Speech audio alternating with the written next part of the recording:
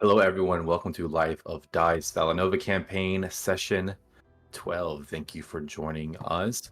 Man, it's good to be back in actual rhythm. 2 sessions in a row. How many can we make? What's our record? I wonder without ever missing a session. Oh, I feel like I've dogged our chances of that ever being a high number. Maybe like 5, 6. I don't know. We're professionals. Anyway, anyone have anything to say before we get started? I'll expect silence as usual. This episode is sponsored by Bad Dragon. Nick and GC man. Nope.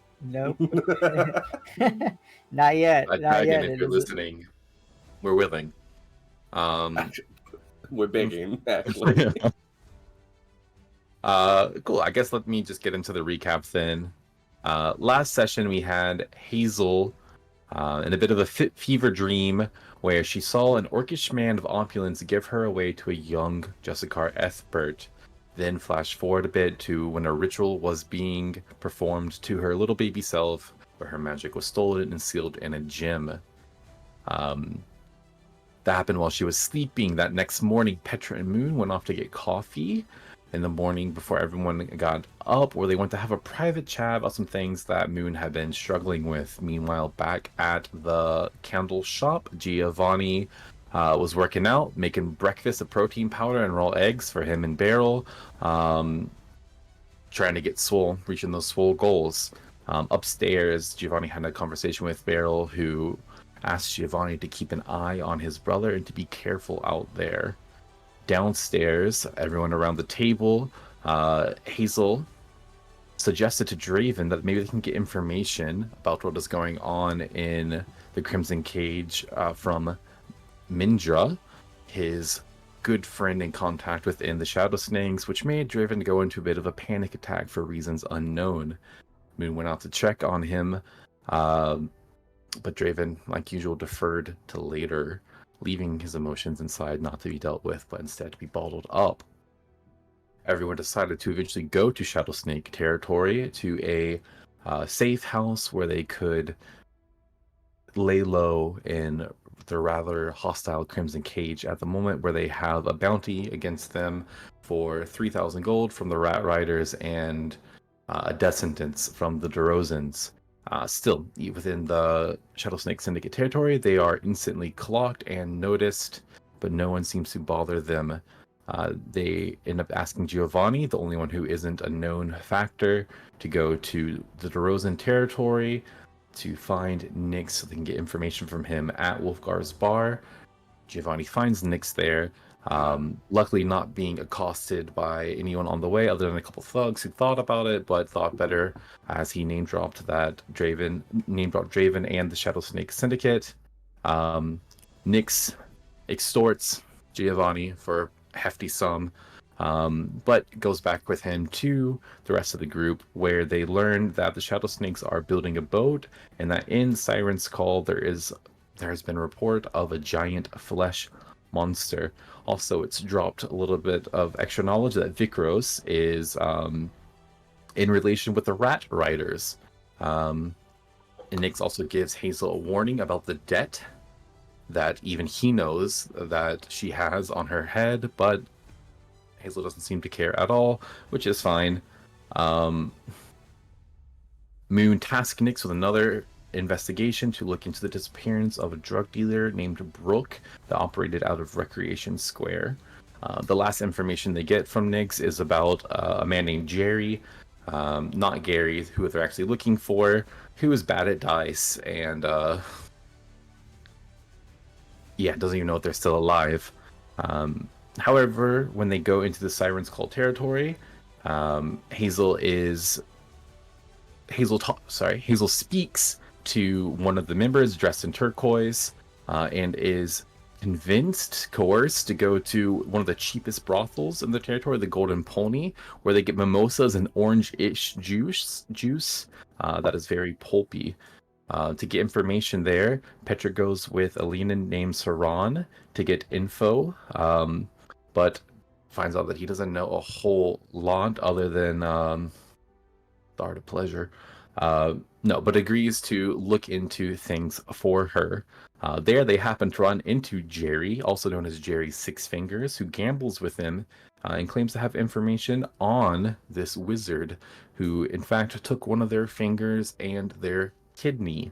They gave the description that they were about 5'8" to 5'11", had a big nose and a really nice bowl cut, along with pale skin. Petra then took Jerry outside and potentially offed him. At least that's the way Petra made it seem, and came back with 2 fingers, stuffed them in their pocket. Illusion. But that is where we pick up at the bar as people kind of decide on what to do next.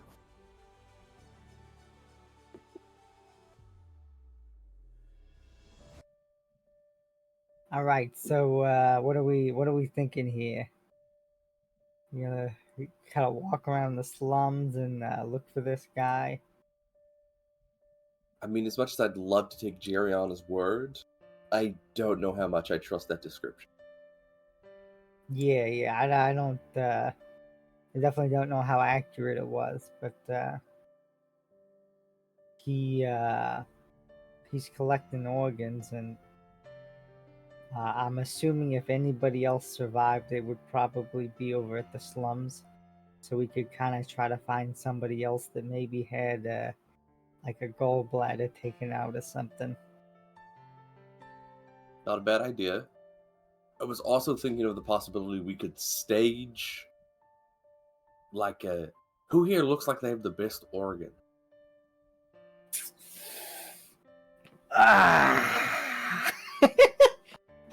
So, like, who we thinking? Like, Hazel, you think you got good organs? I mean, like, I think I'm definitely up there. Definitely in the top echelon. I mean, like, Draven's a good shout, too. Moon, I think, underdog for good organs. Hazel is the youngest, so she has the freshest organs. That's a good point. Youth. That's another good point. Giovanni, you okay up there? Yeah, we're looking for strong organs, I might have the strongest. I don't know if you guys have seen me before. Are you getting muscles confused with organs? A muscle is an organ. Thank you very much. And I train mine rigorously.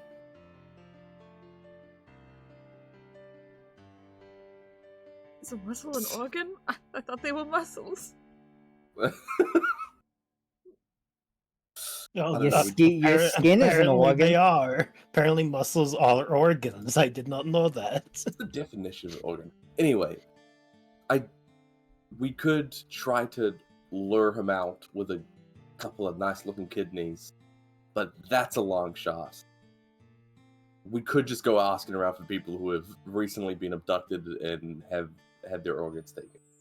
It'd try to see someone who's maybe a bit more viable as a witness than Jerry. Mm-hmm. I like that idea more.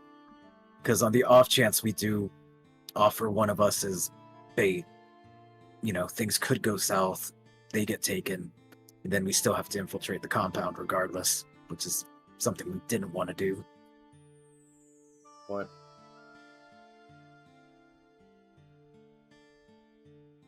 What about that man you talked to, Petra? When you said he was gonna ask around, did he mean like his staff right now or just in general? Yeah, I believe he was going to talk to his co-workers. I assume there's like a break room here where they all chat about the stuff that goes on here. That's Truly exactly wild. right. So for now we need to just wait until we hear back? I suppose, yes. Also, I can't remember who was betting with Jerry, but he's in the alleyway on the pile of trash if you want to get your money back. Is he dead? Or did... Why are you asking questions like that, Draven? Alright, I'll be right back. And Draven will go to the alley where Jerry is. Yeah, you see Jerry Six Fingers sprawled out, asleep. Again, the sleep spell only lasts for like a minute, but So we always end up using it on people that I feel like are ready to pass out anyway. So I think it's just the catalyst that's necessary. Just absolutely sprawled in a pile of trash. You see, they've grabbed a bag, have to like wrap their arms around it, like it's the most precious thing in the world to them. Just the six fingers really digging in there. You look closely, you can see like the shallow rise and fall of breath and like a really weird rattle sound with each one. Potentially not good organs, actually. Seems like they've really, really damaged themselves here. But you are free to do as you wish, Jerry Six Fingers, here in this moment. Oh, no. Yes, I will take the money that was offered, which I believe was 5 gold, correct? That sounds about right. I don't remember exactly. All right, I will take the 5 gold, and I will also take his loaded dice. They are, yeah, he does have loaded dice. One always rolls a 5, one always rolls a 6. Draven kind of pockets them. Pathetic. And walks back into the bar. So, while we're all waiting here, I feel like, I'm an old woman. I forget some things. I forget to tell people things. So, Nira Glods, the woman who was the master to Gary, she was involved in necromancy. I don't think I mentioned that canonically. I think I canonically got a letter that told me. I'm not quite sure. I thought you couldn't read the letter because No, because but you then I didn't think have a spell. someone sent me an actual letter a couple days later. I remembered learning, and I forget through which means, that they were What conversation is practicing this? What does this mean? You did get a letter from Justicar Ethbert. That had some information. They told you they couldn't tell you anything about Granobella, but it did give you information that the creator was probably Gary Chabal. Gotcha. Necromancy. Okay. That makes sense. Tracks with the piecing people together. Also very illegal, so. What does necromancy entail? School of magic relating to the dead. Summoning them, raising them, talking to them, causing it. Make him into a flesh monster. Tangentially necromantic in nature, but correct. Possibly using organs and limbs from other bodies to bring back their former master to a new form. Very necromancer. And that's illegal, right? Very? Yeah. Well, I don't know about like laws. I'm sure it's against the law to the Emerald Order, but I assume it's against like regular laws. Yeah, surely there's something in there that, don't bring back dead people. For what it's worth, the laws of the Emerald Order are the laws of the Crown, as the Emerald Order is a direct branch of the Crown. I don't know who said that, but no, I respect some laws, but not Emerald Order laws. The guy in the booth next to us. No, but yes, it is illegal and dangerous and wrong.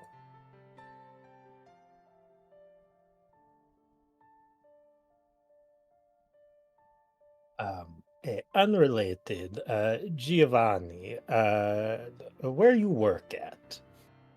Oh, so I was Fisher. That's right. My name's Giovanni Fisher.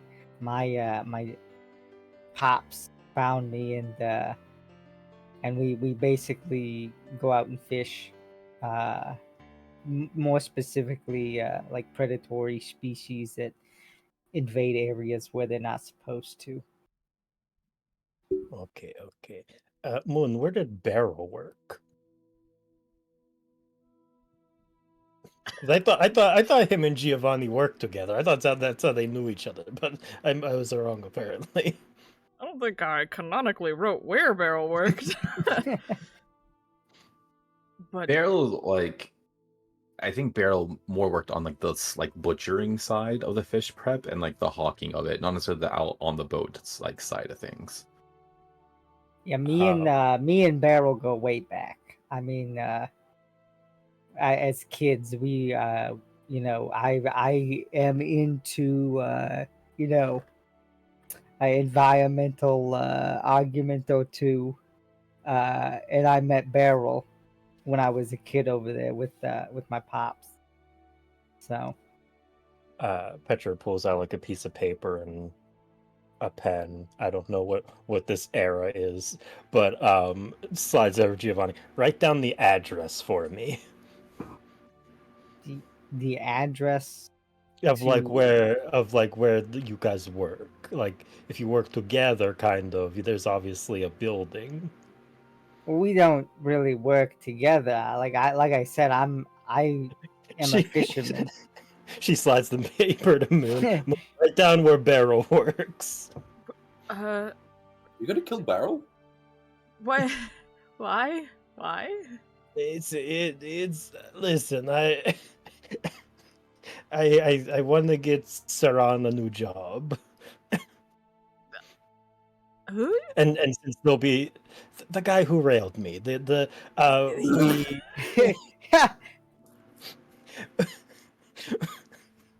listen, the place is going to be short staffed because Beryl, well, and even after he's better, he's still going to be missing a hand. So we can maybe send Saran to fill in for him, and Saran can work an honest job.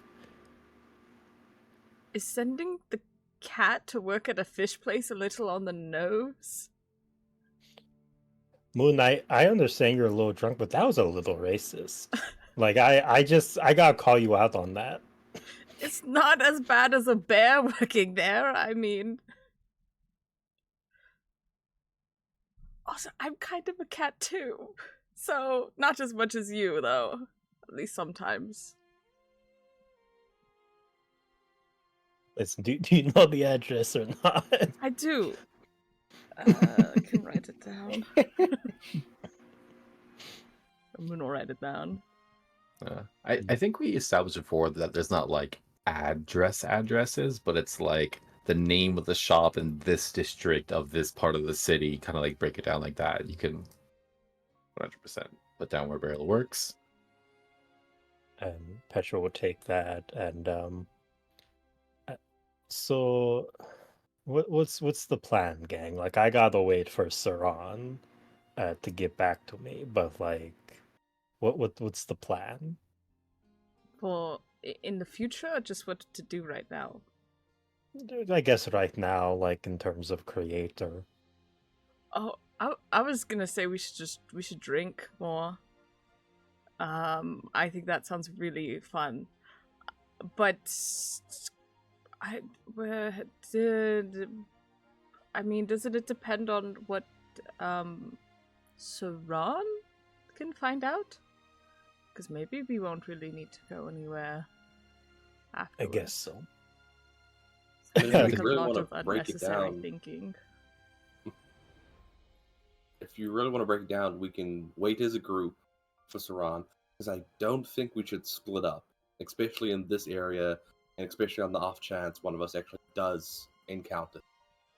So we wait to see if that turns up any good information. If it doesn't, plan B is we go asking people if they've lost their kidney stones recently. Their kidney Is that a- stones? What?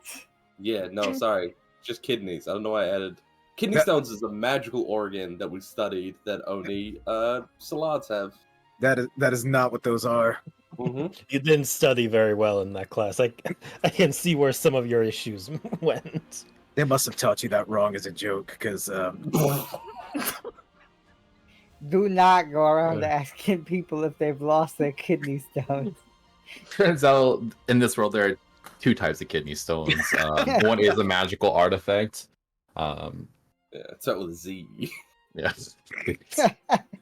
Cool. You get the feeling that Saran will come talk to you when you're ready, and a pause happens in this conversation that you're currently having. As we're waiting, Draven will pull out the 5 gold and slide them to Hazel. Hazel, I debated keeping these, but that's not right. It does belong to you, so. No, dude, you're set. Don't worry about it. No, I insist. How about you use it to buy the next round? Okay. And Draven will pocket it again. Hey, Hazel, are you sure? That was probably like your last 5 gold. We're all like hurting for money these days. No, like, before I left the Emerald Order, they were pretty good about allowances.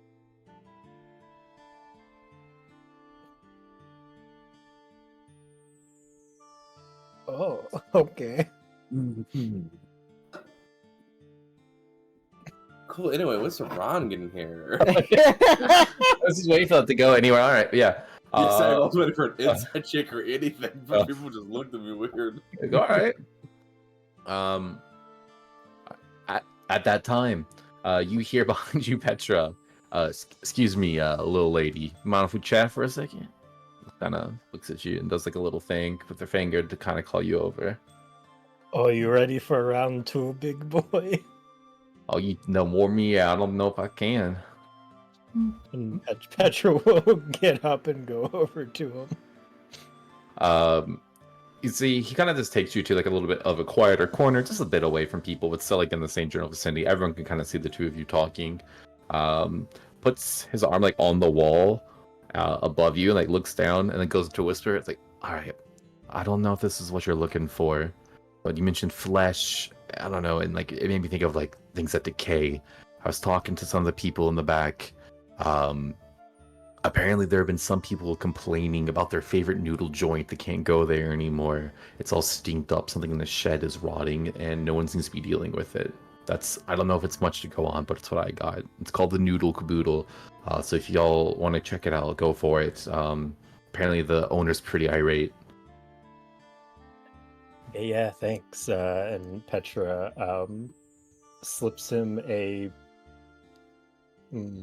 I was gonna say a piece of gold, but I only have 1 gold. Slips him a piece of silver. Hey, silver will buy you a lot. That's a D&D players get in the habit of like a gold. That's a lot of money, 1 gold actually. Hands him a silver piece with the address on it, or address. Hey, if you're looking for like, real work that like will actually pay you, because you said you weren't very busy here. This place, they're missing somebody right now. He got hurt, unrelated to the job, but if you wanted to go down there and see if they need help, you can offer a hand.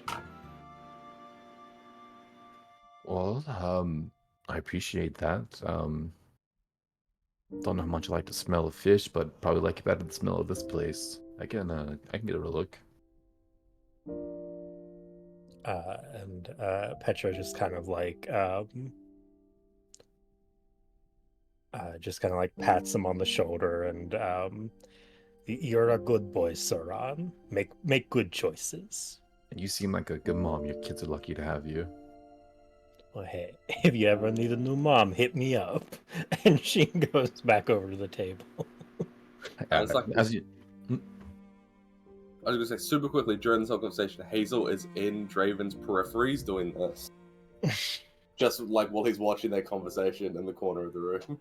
Draven's hands like on the table, and you just see like the fingertips dig into it, and just kind of scratches into the wood. Hazel giggles. That's all. I think once the conversation ends, you just see Saran kind of leans up again. All right, now. It's a pleasure doing business with you. A real pleasure. Kind of looks over at the table. Just kind of walks back. Draven gags. Yeah, I don't like that either. And Petra sits back down. Well, I got some information. Apparently there's a place around here called Noodle Caboodle. I've heard that place is actually really good. I don't come back down here too. Oh. Here's the thing, it's not good anymore. It smells like rotten flesh, apparently. Damn, that's a shame. I always wanted to try it. Yeah, There probably won't be a line if you want to go try it. But yeah. All right, We well, going we've to got a check lead. that out.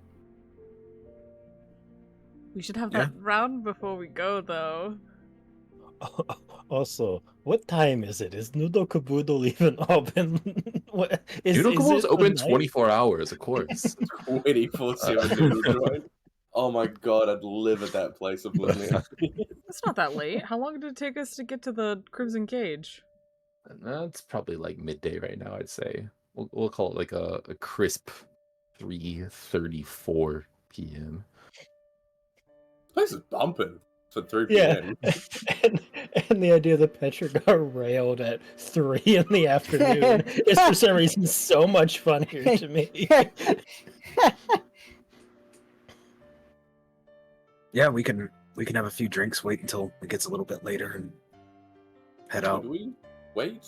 Like, we can, if Moon really wants another drink, which I'm skeptical of, because this is a good lead, and it might lead to something a bit more dangerous, and I'd like the guy who could turn into a bear to be maybe a little bit more onto it. But we shouldn't wait till, like, later. More people could be hurt. Moon, we can get you a walk me down. That's fine by me. I'll go buy it for you. And Petra goes up to the bartender and be like, hey, just give me a glass full of pulp, no alcohol, okay? Easily done. It goes into like a barrel and like just skims the top of it and hands you a glass that's just 100%. Oh, Like ice cream. I imagine it's the consistency of ice cream, you know, when you hit it with a spoon, it like rolls onto itself. yes. So it's literally like a little nice little bowl at the bottom of the cup, and then like a second one as they get like a second. It's a 2-scooper. Generous. And then I go back to the table. While my back is turned to Moon, I cast Prestidigitation on it to make it taste like alcohol. And then I bring it back to Moon and hand it to him. Okay, let's head out.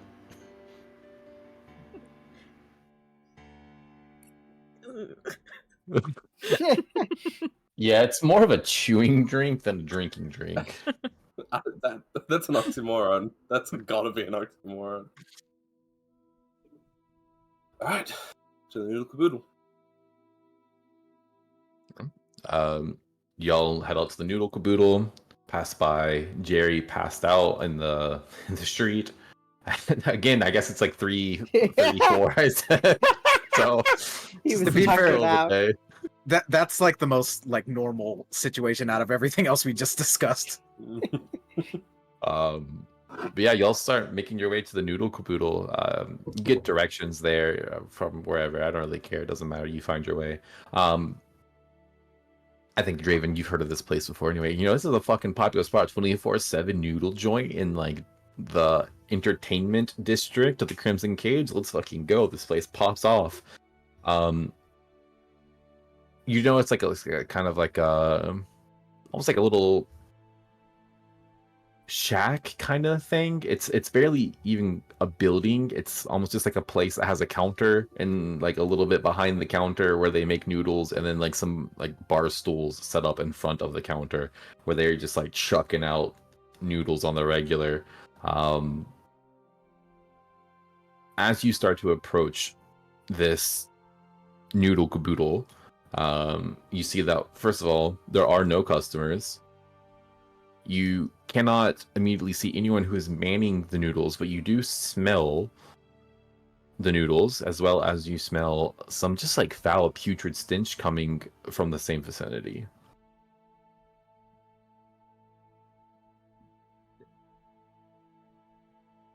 Oh This- man, this stank is making my eyes water.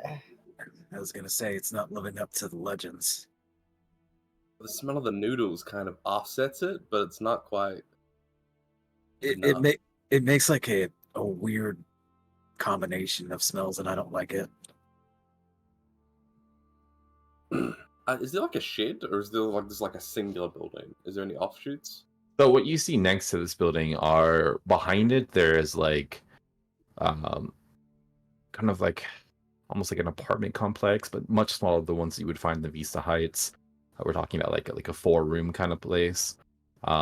You see that there is a shed next to it, which is also like kind of dilapidated, as well as like a couple other storage facilities in the general area. It's kind of like a really mismatched kind of place.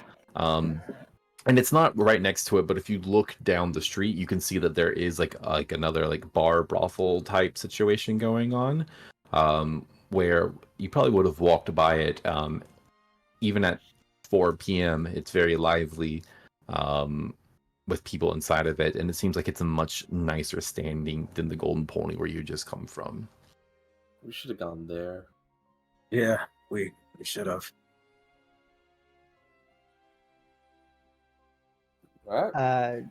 Giovanni is gonna kind of try to walk and find what is emanating this smell of decay. And just like, he's gonna make his way there, but every now and then pause and just like plug his nose and get a couple of good breaths. Yeah, you just start sniffing around the area like a tracker dog. Go ahead and roll me investigation.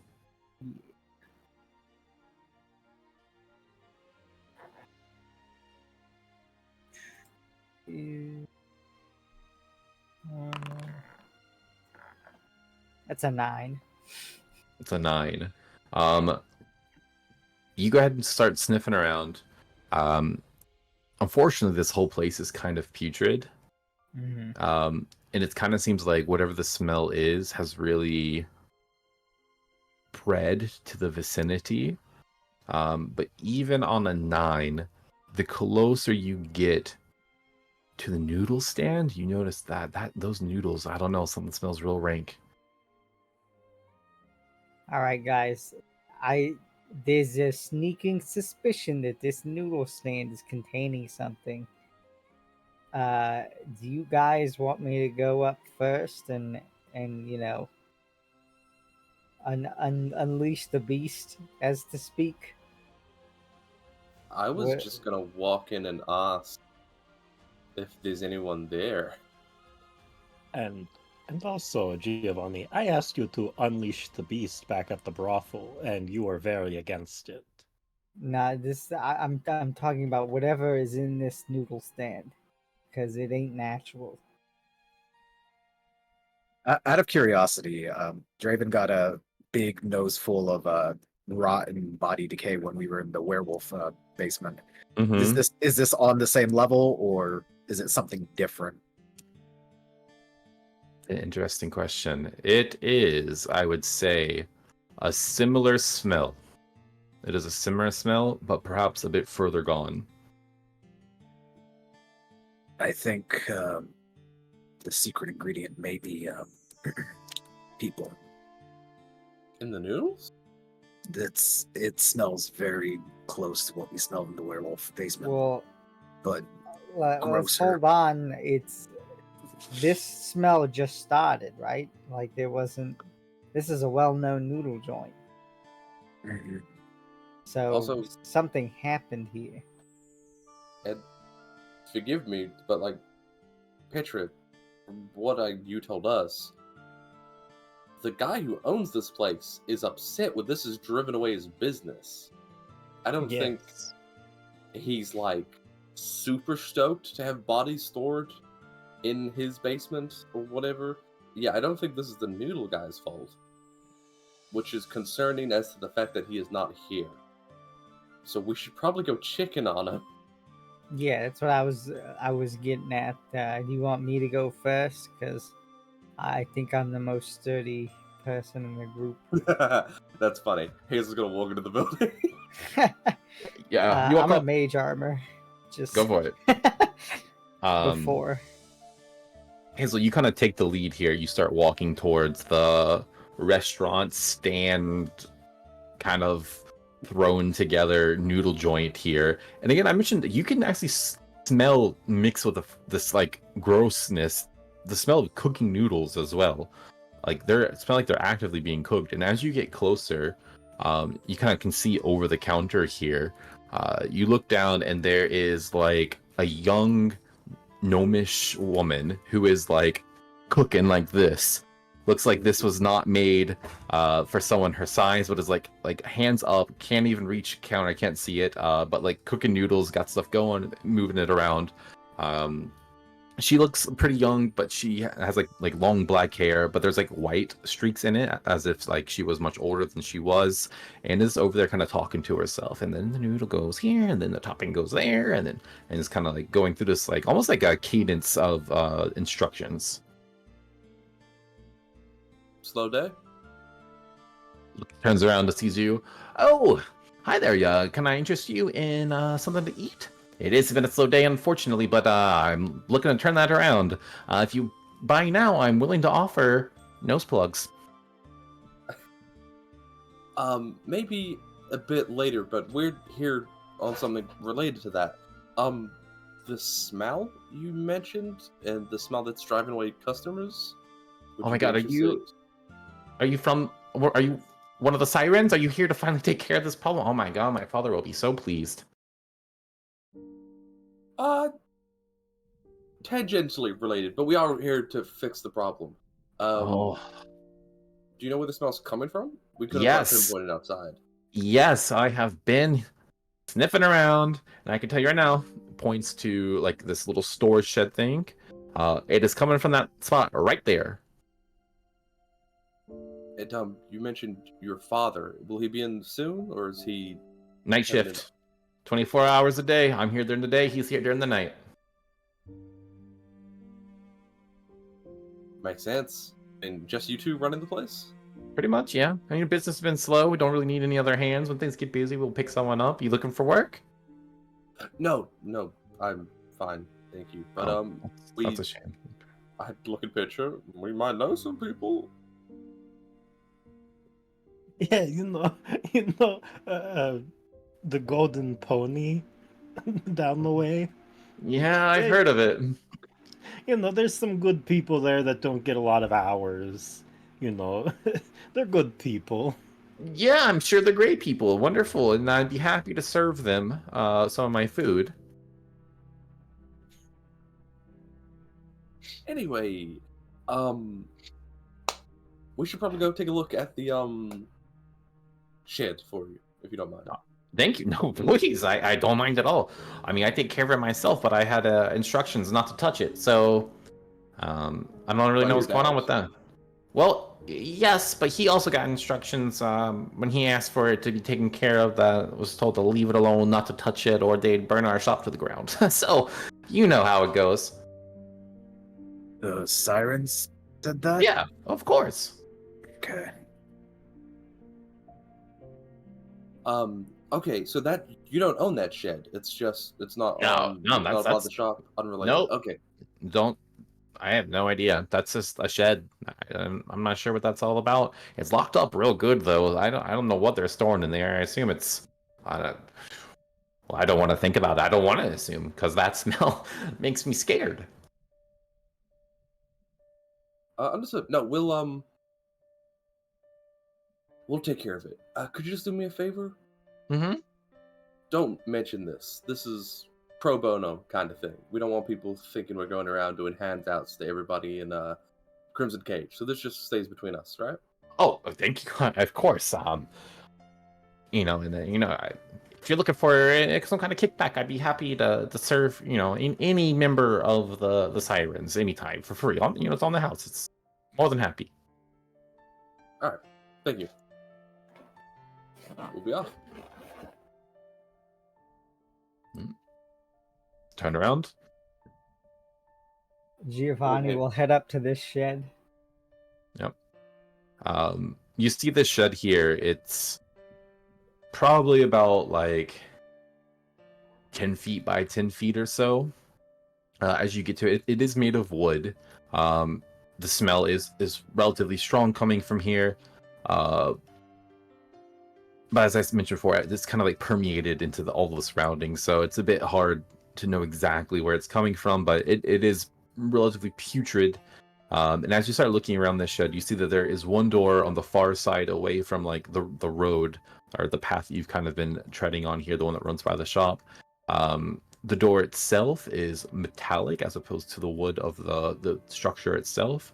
And there are several chains that are kind of like wrapped around that do not allow entry, that are locked. You mentioned that it was dilapidated as well. Are there any like openings that are obviously not to get through, but if we can take a peek inside? Go ahead and roll me investigation check. 9. 9. Even with a 9, as you look through, like you find like a hole where like the wood is kind of worn away. You start to look through. It looks like there has been something on the inside plastered against the walls that don't allow like vision into it. Okay. Draven's gonna just kind of like take a listen, see if there's any obvious signs of like sound coming from inside. You kind of put your ear to it. Nothing. Doesn't sound like anything at all. All right, guys. I'm gonna be honest with you here. I think this might be the flesh monster. I can use my trident to try to pry this this lock off if you want me to. But if anybody else has any better ideas, we can go with theirs. Sounded pretty quiet in there, and I can try and pick it, see if we can kind of keep the locks intact in case we want to put it back. Dude, that'd be much better, because if we can relock it, like whatever's in there is still in there after we let it out, I think that'll be the move. Yeah, I don't want to get that shop burnt down. That's why I was trying to be like, keep it on the low. Like, don't tell the Siren's Call that we did this so that you get off scot-free. But then she was like, yeah, just between us and the Siren's Call. And I was like, yikes. So if we can maybe make it seem like we weren't here, that's that's exactly what I was thinking. How thick did that plaster look? Did you put something up right on the inside? Is it like paper or just... How thick did it look? Just... I think on your investigation you can't really tell, but you're willing to experiment if you'd really like to find out. We can try poking through it, see what happens. Well, I could like turn into a rat and just chew my way in, or I could try to dig under, but there might be floorboard. If we really don't want to, try it. Well, if you want to waste your time picking a lock, I guess if I could just go look to see what we're even trying to get into. Ooh, we can do that. Wait, super cool question, just like out of game. Is the smell noticeably worse, like as we're at the front of the shed? Yes and no. It smells real bad here, but it really smells really bad in that kind of vicinity. Maybe whatever is kind of up is diluting that, or maybe it's so bad inside that you can't even tell it's come from here because it's just so fucking bad that it's like spread. I don't know, it's hard to tell. It's just stinky everywhere. Yeah, Draven's going to, well, if Moon's wanting to go that route, he's going to take out his dagger and just kind of casually push it into the plaster, see if it goes through easily or not. If it does, we'll go from there. So as you kind of like that hole that you're trying to look through, you kind of take your dagger and you poke through it. First of all, it's not plaster. Let's get that straight. And as you do go to poke it, you feel that it gives a bit too much, kind of stretchy. You get about an inch before you puncture through something with like a weird squelching sound. And as you pull your dagger back out, you see that it's coated in like a thin film of what looks to be either blood or pus or some mixture of the two. Oh, I don't like that. I don't like that one bit. You know what? You can go ahead and just pick the lock. All right. You don't want to chew through there, Moon. Guys, Giovanni's gonna back up, give himself like a 10. We should probably all get ready for whatever's gonna come out of this. Hazel's hand on the hilt of her sword. Do we just want to burn the shed? Well, that's definitely the flesh golem, right? If we do that, we'll get the shop in trouble. We need to figure out what it is, okay? It's not moving right now, so It could, All And right. was there any sound when I poked into it, like if something was reacting? Just a sound of squelching flesh. Okay. Well, Hazel looks at Giova. Ooh, there's only one way to find out, unless you guys have something else. Nope, I'm getting ready to fight a flesh golem. All right. Can I give the help action since I'm also proficient in thieves' tools? Yes, you may. Can I give bless? Oh, or guidance? I mean. Yeah, go ahead. You were asking before it rolled, so feel free. And what is that again? E4. 1d4. Before. it's So that's a 22. 22. I'm gonna say on such a high roll, there are several locks here. Between you and Petra kind of like tag teaming it, mother-son duo, pop, pop, pop, pop, pop, just getting all those off, no problem. You even get the sense that some of these are even arcanely enforced as you are doing them, reinforced, and then you are able to bypass this. You feel kind of fighting against you to like reset the lock, but you are able, between the combined skills of the two of you, get these locks off. I'm going to prepare an action if something springs out of this locker to just yeet a trident at it from around 20 meters, like 20 feet away. Fair enough.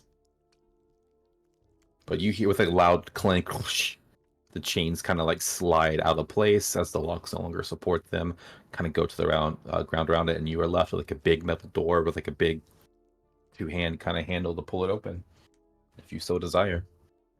All right. Are you guys ready? Mm-hmm. You go to pull, and again, that squelching sound as you pull it, and it takes like a bit of effort at first as you kind of hear something kind of rip, and then you can see like this gooey tendril sticking to the frame of the door itself as you pull before it comes apart. That aroma makes you want to barf instantly. It's just so overpowering as it hits your nose. Just like a wave. You hear the gnomish woman in the background going, "Oh my god!" About like 30 feet away. As it's like a fucking heat wave of stench. You open it further and further. It's hard to move.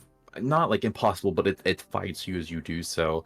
And as you finally get it open, you see walls completely lined with sewn together bits of flesh. You see interwoven fingers, teeth, mouths, all different parts.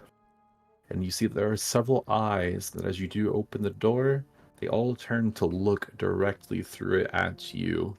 And in the center of the room, you see, chained up by its arms, about 7.5 feet tall or so, what you assume to be some kind of flesh creature golem, also stitched together in this way. You see it has one leg bigger than the other, one arm that's a bit longer. It seems very disproportionate. And you see that its insides, the sewing has kind of come undone and it's begun to leak out. Its face is kind of sloughing off, like it's not holding its form together anymore. And it too looks up at the group of you, wordlessly and silent. That shit's nasty. Shut the door. God damn. What the fuck? Yeah, I feel as like the smell starts wafting out. Draven's just like, God damn! Just kind of like halfway closes it. It's just like, all right, we gotta go in there. I don't like it, but we gotta. What's this wee shit? Get in there. I'm not Guys. going in there by myself.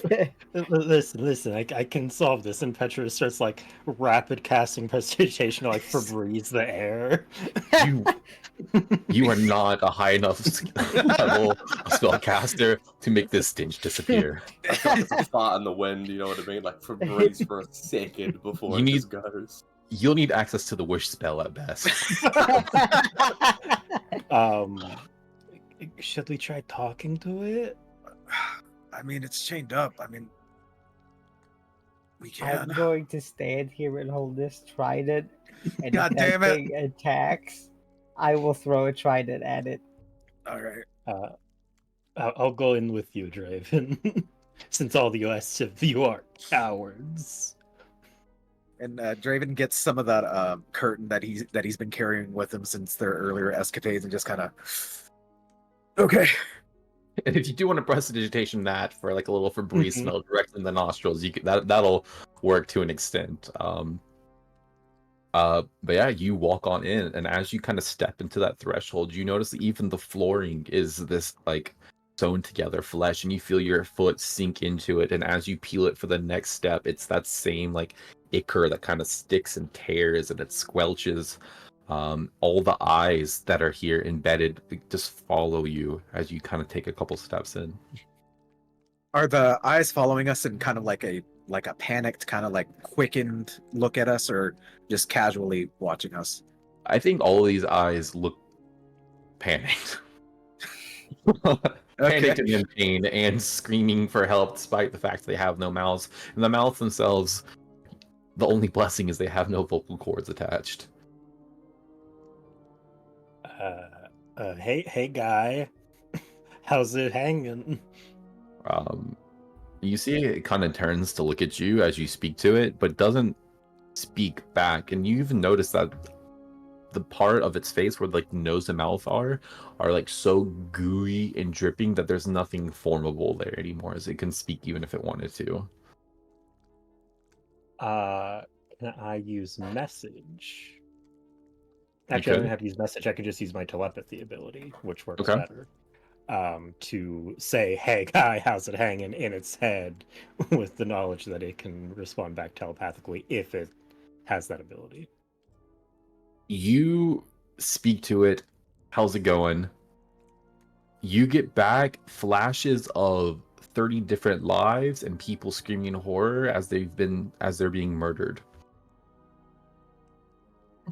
I think Draven sees Petra's eyes widen. She's like, "Oh, that's rough." And she like telepathically goes to it again. She's like, "Do you want us to kill you?" Again, the same, just screams and cries and memories of pain flood your consciousness, as if this is all it knows.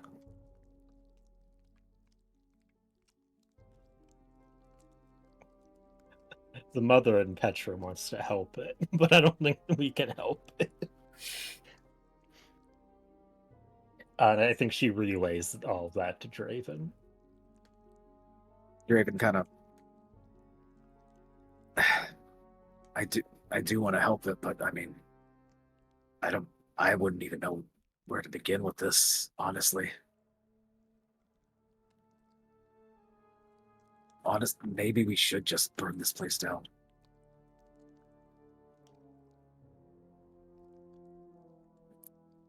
And Draven's gonna kind of like do a quick like look around. Are there any like tables or shelves that have like any kind of documents or anything that detail what's going on here? Almost blending in with the wall because it's covered in the same material, you do find that there is a tiny desk in the furthest corner here. It looks like it's a 10 by 10 room. From the door, when you enter to the right in that corner, you see that there is like a desk similarly made out of person. And in that desk, it is like the legs are like bone, and you see that it has a singular drawer. Draven's like, kind of opens the drawer. And as you do so, you find in there essentially documents on paper, also made from skin. Oh, Petra, this is real nasty. You clearly have not raised 17 children. This is nothing. Petra, did one of the 17 make flesh paper? Petra walks over and I legally can't say. And she picks up the flesh paper and I guess she'll just put it in her bag for right now. Because I don't know if this is the area to start reading these documents. What it's worth, that itself probably isn't too putrid. It's dried out like jerky. So we got the Necronomicon with us. Wild shot in the dark. Could I make like an investigation check to discern, like, is there anything in here that has like a tattoo on it that like is memorable, not specifically to Petra, but like a gang tattoo or something along those lines. Yeah, go ahead and roll me investigation as you kind of try to look Uh, over this thing. If I will say, if go Petra's ahead. looking for like gang related tattoos, would Draven be able to assist with this? Yes, you could, but I will say that it is in a state of like high decay, as if it is not. It is barely held together, essentially. So it may be difficult to find something discerning, but if you roll high, with that in mind, can I also guidance myself? yes, Okay, that's a 4 on the guidance. this is the time to ask the gods to intervene. To be honest, And then advantaged investigation, nat 20 for a total of 24. holy shit! Which Okay. one of my children is here, Clay? Which one of them? All 17. Half of this flesh golem is all your children. On nat 20, first thing you notice, Draven, is the head of a snake. That is on. What you would have assumed should have been an arm, but is being used as a leg piece. You see that there is like the head of a snake, which you can immediately associate to the Shadow Legion. You can also find a very, very familiar tattoo that looks very similar to Gar's DeRozan. On similarly shaded skin.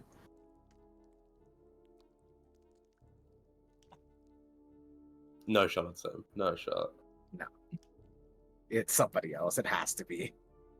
Well, I don't know. Actually, I don't know. We Are there- fought a lot of DeRozan guys. Do they also have similar tattoos to the DeRozan chest piece? You were told just last session that the DeRozans are. You were checked for tattoos, so they are known to get tattoos of the DeRozan family name on their body. Yep. Are there nipples with the tattoo to signify it was a chest tattoo?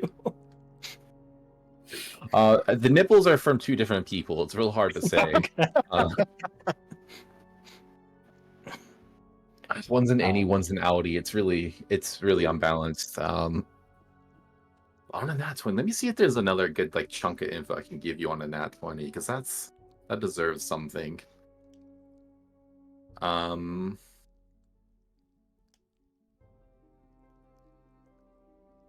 I think you noticed that one of the fingers is Jerry's. That's for sure. That's a sure thing. The pinky finger is definitely Jerry's pinky.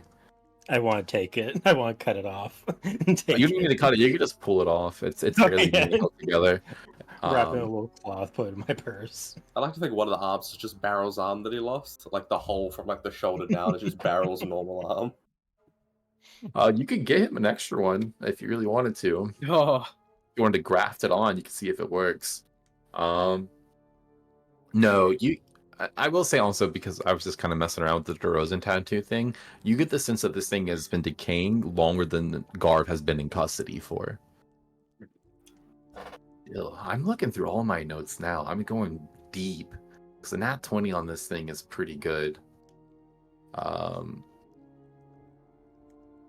I will say this, on a nat 20, this is what you notice. There is a slot at the back of the neck where it looks like something should be inserted into, but there is nothing there. It is a vacated orifice, but you get the sense that something should be in there, and you also find inside that there are runes inscribed in that inner layer of skin. Does picture relate this? Yeah, well, you guys are outside. You guys are I scared. don't even think of Hazel's No. like by the door, like cloak over her nose. and this Um, is a relatively small building, so it'd Mhm. be easy to yell back and forth. Yeah, she relays that information. Could she try to the best of her ability, copy those runes on a piece of paper? Yeah, you can try to write it down. Petra, if you use your telepathy on the walls, is it the same source? Yeah, Can you tell? Yeah, are the walls a part of it? Like if I use telepathy on the walls, do I get that same feeling? They do not seem sentient. Yet you do get this uneasy sense that they are somehow still alive in a way, but not sentient. Petra, I know we said we may burn this place down, but maybe we should wait a little bit, get a little bit more information before we act. I mean, I hate to leave them in this kind of state, but I think it'd be better if we gathered information first. I'm just afraid if we were to leave here and come back, it'll be gone because somebody will notice we have been in here. I'm also afraid of that as well. Do you guys think Noodle Caboodle has like a barrel of oil they used to cook with?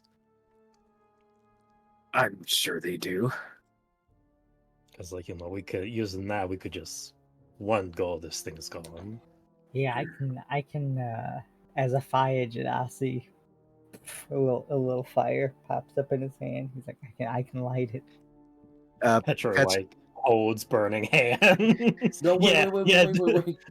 Why don't we stake it? Why don't we stake it out? The crate is obviously coming back here to either work on this thing or let it loose on the city. Why don't we wait here until he comes back? 2 birds, 1 stone. That's fair. We could set up the oil and light it up once he comes inside, and we'll. I mean, we can capture him and bring up information, but we can do definitely that. burn the building before he gets a chance to activate it on us. Are there footprints in the flesh floor that are not mine or Draven's? Roll me investigation and perception here. I'm gonna go with perception. Well, It seems no one has been here for a decent amount of time. it seems nobody has been here for a decent amount of time, so we could be staking it out for who knows how long. I don't know if we got that kind of time. Petra, could you try using your weird brain powers to ask who did this to them?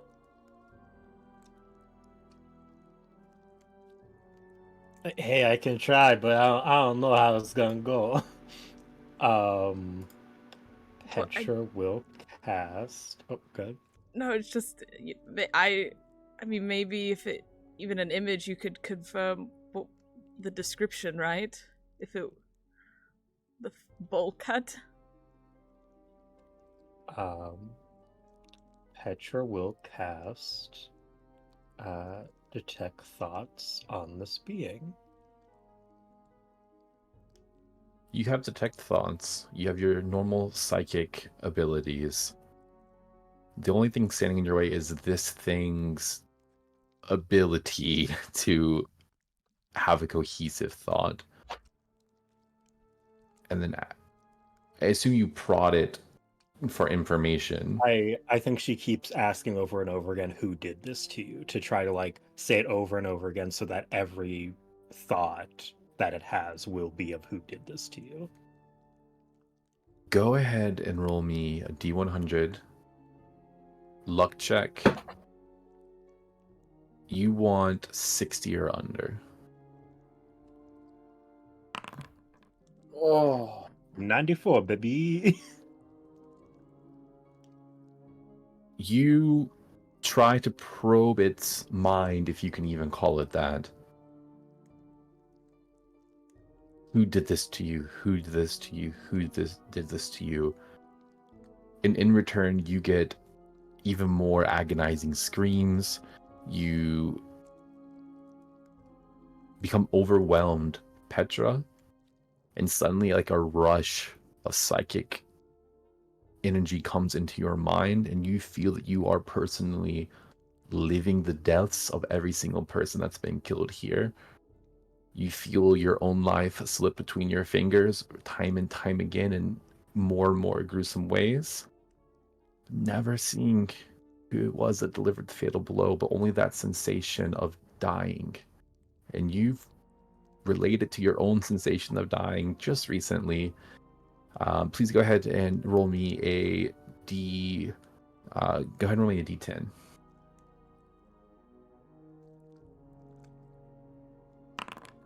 Four. 4.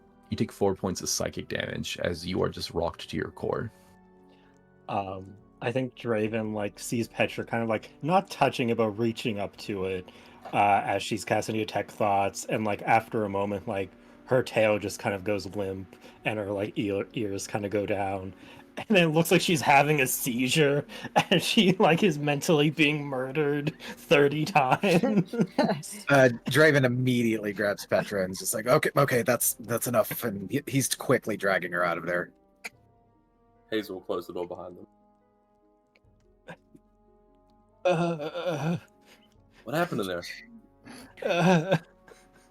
I felt every time they were murdered.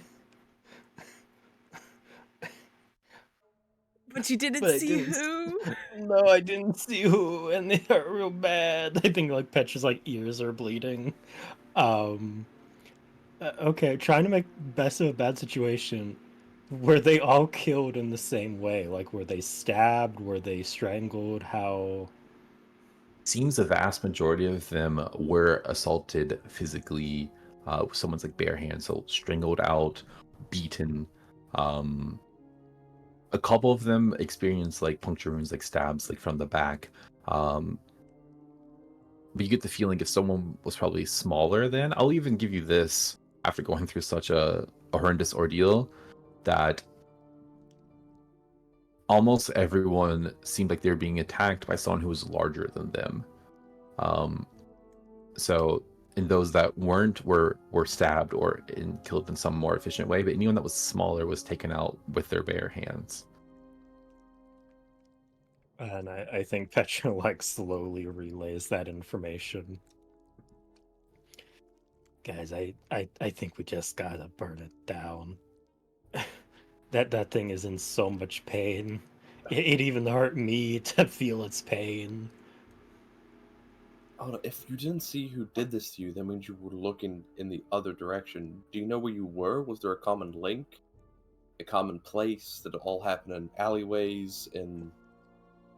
I will say that what Petra experienced is not necessarily like reliving the moment, but reliving like the feeling. Fair enough. Let's now that we're outside of that fleshscape, or well, you two, let's what was written on the notes, quote unquote notes, the flesh leather. You were taking notes in there, Petra? Yeah, she she shows her own notes of like magical runes. She's like, yeah, Hazel, you know what these are? These magic runes? Did you study these? I'll see. Jesus, it's like an inch away from my face. Let me read it. Ugh, these paper sticky. Roll Arcana for me. No worries. So yeah, these are the notes that you took based on the runes, the sigils you found within like the neck cavity, right? Yes. Okay. Can I get a guidance? Yeah. Can you please pray for me while I look at this? Yeah. I need it. Oh, that's rough. Oh, it's with the guidance already. Yup. 12. 4 die, 1 on the guidance. On a 12, you get the feeling that this spell or whatever it would be, something to do with controlling this creature. And you also see a very clear branding of the Ascendancy Triad,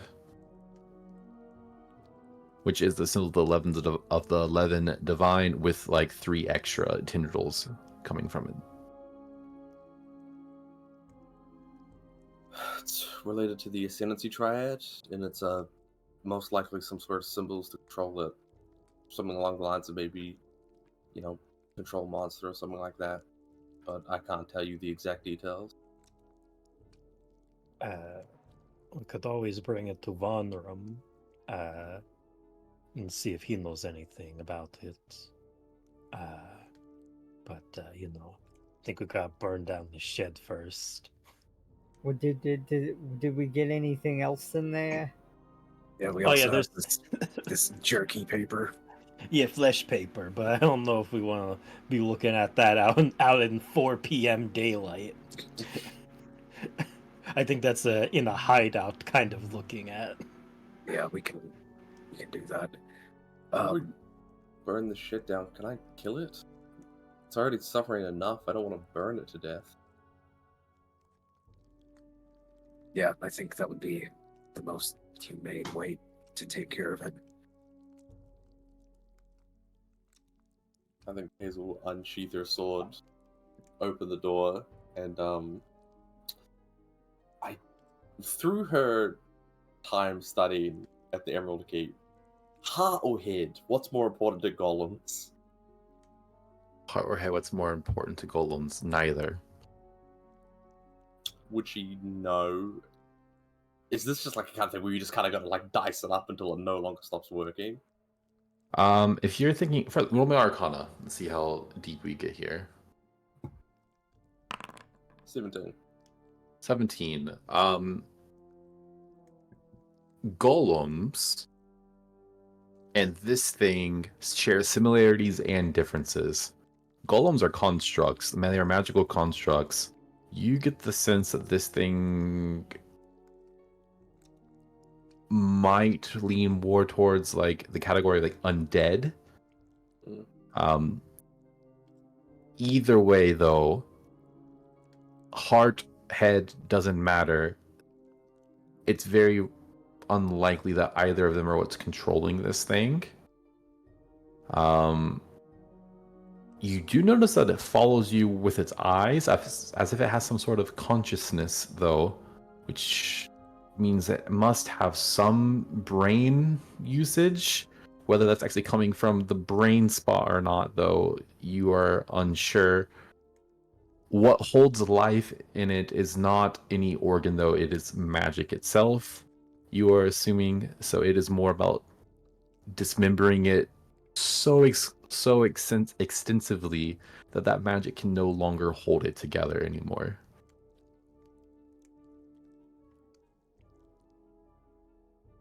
I think Hazel is still gonna put her sword through its head in a desperate hope that she can sever any semblance of a consciousness to make burning the shed down at least more tolerable to this.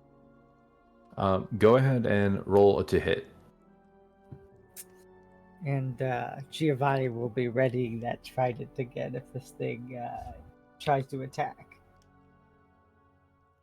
We're not in a thing, so I'm just gonna like roll.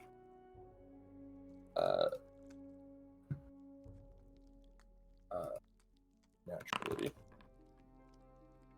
Natural 20. Natural 20. Go ahead and roll your damage for me, please. So it's two-handed, so that's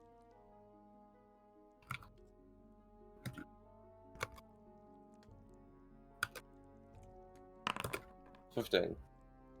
15. Okay, so you take your sword and you just plunge it through this thing's head, and it just kind of looks at you like eye to eye as your sword is like driving through it. In its eyes, you see like widen as if it were in pain, though you don't know if it actually is or not. It doesn't make any sounds at the moment, but you see that the whites of the eye, different as they are, both of them start to turn red and veiny as it looks at you and begins to like shake and thrust against the chains. Can everyone please roll me initiative? There was a chance that this would happen.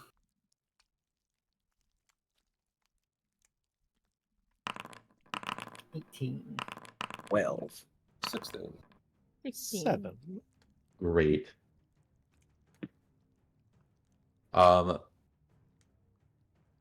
was the lowest? Petra at 7, is that correct? Yeah. All right. Luckily for all of you, this thing rolled even lower.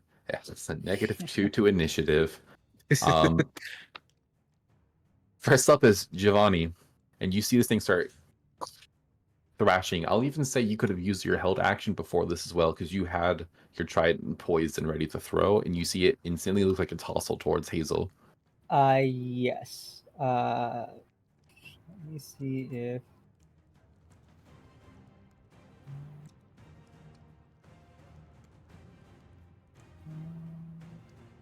Yes, I will make a throwing attack at it. Is there a way to do that on Foundry? If I just click on the trident, does it do it? I think so. Should, It yes. should be the same because thrown weapons is still using strength. Yeah, that doesn't change anything. Okay. Other than the fact that you no longer have it in your hand. That's a 17 to hit. That hits. Let me see. Okay, I just gotta re-click it for damage. And this is me throwing it. So that's gonna be 10 damage. Does that take in? Let me see how that added. 5 plus 5. I would get an extra 2 from thrown weapon fighting. I don't know why it didn't put that in there, but it might be because it doesn't see it. Okay. So that's 1 more damage? Or sorry, 2 more damage? Yeah, 2 more damage. Alright. And then for my turn, I will take out my other trident, and I said I was 20 feet away from it, so I'll walk 10 feet closer because the trident has extra range, and I'll make another attack action, this time spearing into it.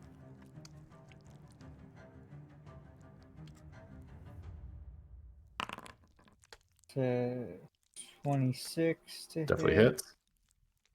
And this doesn't get the extra 2, so that's 9 damage. 9 points of damage. Alright. As a bonus action, can I pull my other trident out of it? Yeah, that's gonna be your object interaction. That works. Okay. Yeah. And that will be my turn. Yeah, you chuck a trident before going up, walking closer, kind of taking like step into this flesh room, and then you go to pierce it again. And it sinks easier than it would like a person you would assume. I don't know if you ever stabbed anyone with this trident before, but it's like there's not enough bones and musculature like kind of getting in the way. It's very soft in a way. You pierce it through and you yank it back out, and it just kind of leaves this like kind of like deflated looking hole as you do so, as like the skin kind of puckers around it and kind of falls down. Anything else from Giovanni? Nope, that'll be my turn. All right. Actually, maybe Draven, were you before Giovanni? I don't think so. I think I rolled a 12.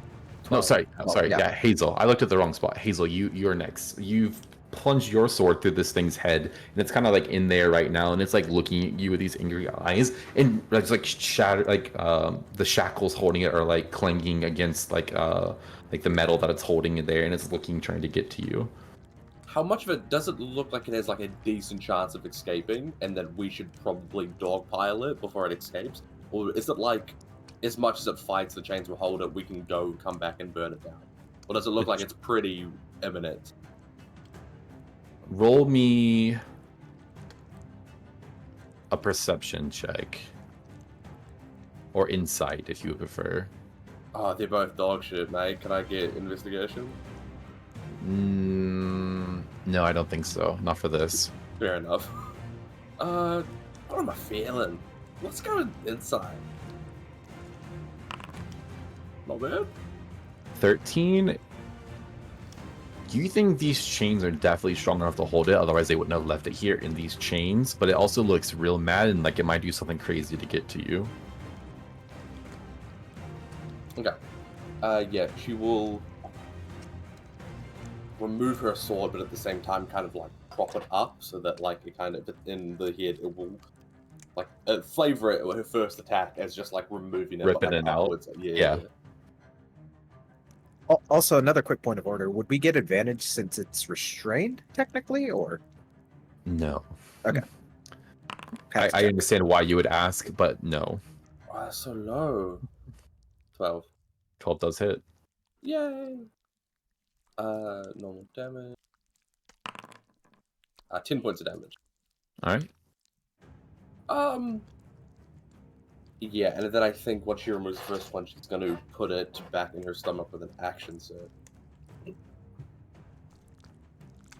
Also, That's Moon weird. rolled twice in initiative. The first one was 16. The second one was 8. Did I roll twice? Yeah. I was like, Just I so just you thought know. Sam just got to go before me, but Oh, it shows up. Oh, you did roll twice. Actually, you don't even show up in this. Actually, that I see, it's Giovanni, Hazel, Draven, Petra that shows up. we both rolled a 16. I just assumed maybe Okay. she had a higher dex. I have All right, not well, even you'll go checked. next then. You're not in my. Did you do yours on D&D Beyond? Maybe. Yeah. That's why it didn't go through. It didn't come through to Foundry. It rolled it, but it just didn't put you on the initiative. That's Yeah, it weird. didn't come through the initiative order. Okay, so you'll go after Hazel. It doesn't matter. Anyway, You're both before the thing, so. Yeah, second attack is a 20, so that lands, and 14 points of damage. Nice. And that's her. So as you like go, I'm gonna say like this is gonna count for both your attacks because it's just like you take it and you pull it up through the head, and you see as the blade like goes through like skull and bone or whatever is holding it together in some semblance of shape, just splits and like sloughs to the side and begins to peel like a banana. And you just kind of see the eyes now dangling down where like near the chin are, as they're kind of like still red and menacing and looking at you. Moon, you're up. Gross. I would like to first say, Sam, your stat block only shuffles through Giovanni and Raven. Yeah, I Exclusively. noticed that a little while ago. I also noticed it didn't look like it was everyone. I thought I was just looking at bad times. Also, it's still rattier, by the way. Oh, for fuck's sake. I'll fix ready later. They're the only ones that matter. What the fuck? You know, I'll Yeah, work on so this. You very guys cool. fight, I'll fix the kid. No one is rattier than Reedy. Hey. Okay. You know, I'm a lover, not a fighter. I kissed the flesh golem. No, that sounds so horrible. I will say Moon, out of sheer shock of turn of events and all the nasty squelching grossing, will drop his half-drinking cup of pulp. And then he'll back up and pull out one of his daggers and just try to chuck that haphazardly. Go for it. Direction. Moon's like, eh. It pokes one of the eyes that's in the floor. It's gonna be a 17. 17 hits. For 5 piercing damage. Your dagger soars through the door towards the thing, pierces into its chest somewhere, and just kind of, you see it almost like swallows it inside of itself, and just like the end of the hilt is hanging out left over. Oh, that was either Hazel or Draven's dagger. I don't remember who gave it to me. And yeah, Moon will keep backing up, and that'll be his turn. Hazel, you could see as you're like right up next to it that the dagger that's kind of buried just slowly starts to like go further and further down, like, and you see there's like a little bit of a tear left behind as gravity begins to kind of just rip through it. That's Moon. Petra, you're up. Draven, you're up. Oh my god, I keep clicking. I was gonna Raven, say, I you're feel up. like it was Raven. All right. So I keep clicking the little person icon, which just shows all of you. It's like just the characters. So I was like, okay, that's the order. No, I'm in the wrong spot. Draven, you're up. All right. Draven's gonna run up with the dagger and stab it. Stab. 17. 17 hits. And that's 5 points of damage, and it needs to make a DC 15 con save. Let me check something real quick on this dagger. Mhm. And let me check the creature. What type of damage does it do? Poison. Poison. It is immune to poison damage. All right, good to know. All right, and then as a bonus action, just for flavor, Draven kind of like stabs it in, and he kind of like punches the hilt in to make it go deeper. Unarmed strike, 14. 14 hits. That's 4 more damage. And then No, this would actually be my bonus action because I get my attack action with my monk weapon, unarmed strike, and then an additional unarmed strike. So 10? Oh, so you're doing flurry of blows? Yes. Okay. 10 to hit actually does hit still. Okay. And 10 damage. Holy shit, okay. Yeah, you have that dagger in there, and you pop, and it goes in a little bit, and again, you boom, go to hit it again, and the whole thing just suddenly, with that last one, like, and the first one, like, kind of pierced like a tendon, and the second one left it real loose, and kind of almost shoots out the back and falls to the floor by its feet. Now it's Petra's turn. Probably can't convince you to let me use a Burning Hands 15-foot cone in this tiny room without hitting my allies. You could not. No, everyone is right up in this thing's grill. You got Draven there. Giovanni's pretty close. Hazel's real close. I don't think so. I will cast Firebolt then. Okay. 22 to hit. 22 hits. And if memory serves me correctly, I have advantage on fire damage. You do, yes. So probably a 9. Yeah, so 9 fire damage. 9 fire damage. As all of you have been like punching into this thing, tearing it open, gases from inside have been leaking out. In fact, as you hit it, those gases around it kind of catch ablaze, and you see it quickly is engulfed in flames, and it just begins thrashing harder and harder. You see it completely degloves itself. It just pulls all of the flesh from its hands out of the chains that are holding it. With what fingers remain, what like hand remains, it begins like it's going towards Hazel, but then the fire is just too much, and it begins to like the flesh just fall off the bone, whatever is there underneath holding it together, and crumples into like a pile. It kind of like grabs at itself, trying to like almost put out the flame in a way, but doesn't even comprehend how to go about doing that until the smell of putrid, decayed flesh turns into one of burning flesh, and it falls to the ground before all of you in this place, no longer responsive in any way. The fire kind of puttering out a bit after this like big burst of energy. You have successfully defeated this creature. Guys, get out of there! Get out of there! It might explode or something. Get the daggers! Get out of there! Yeah, Draven picks up his dagger, kind of wipes it off, and gets Moon's dagger.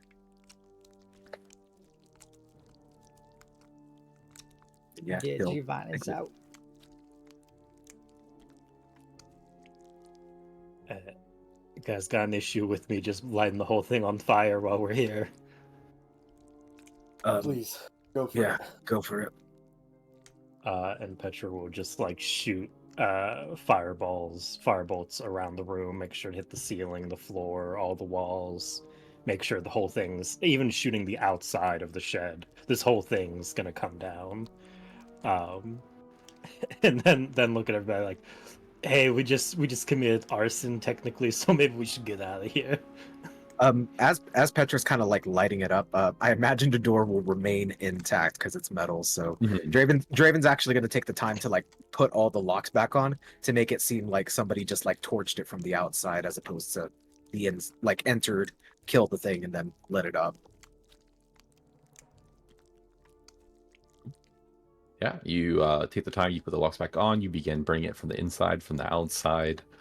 You see that the young woman from the noodle place comes over to you guys, like, oh my god, that's.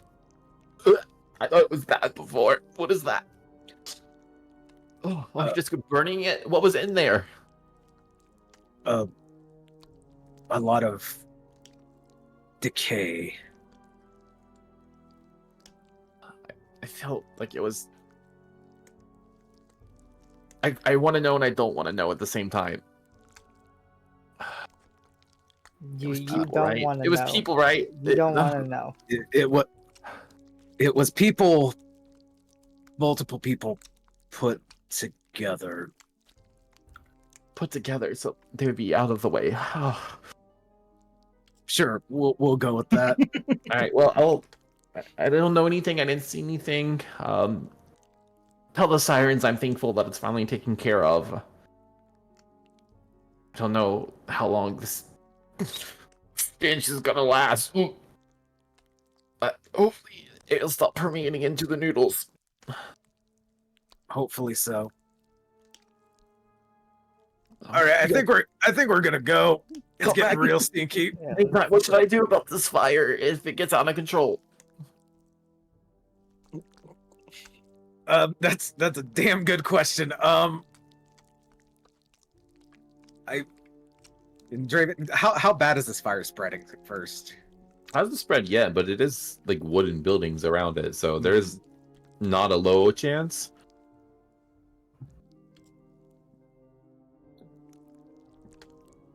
I don't know, guys. What do we stick around and keep an eye on the fire, or oh god? What are we gonna do, Draven? We can't put out fires. We start them. Maybe you could go over to the bar and ask if they can help kind of keep it under wraps. No, Oh, the bars no. are owned by the Siren's Call. They'll know that. Let's they'll just know that leave. Let's get out of here. And Draven will kind of like turn to the gnome woman and just be like, if it gets bad, just go over to the bar, say that it just started up, and they can help. Oh god, they can help you out with that. Okay. We'll get. Thank you. I need to step away. It's in my eyes. It stings. You can just put water on the boards of your shop. Wet wood doesn't burn very easily. That's a good idea. Will do. I mean, you own a soup store. You should have lots of water. You have water. Not enough to put out that fire, but enough. Thanks.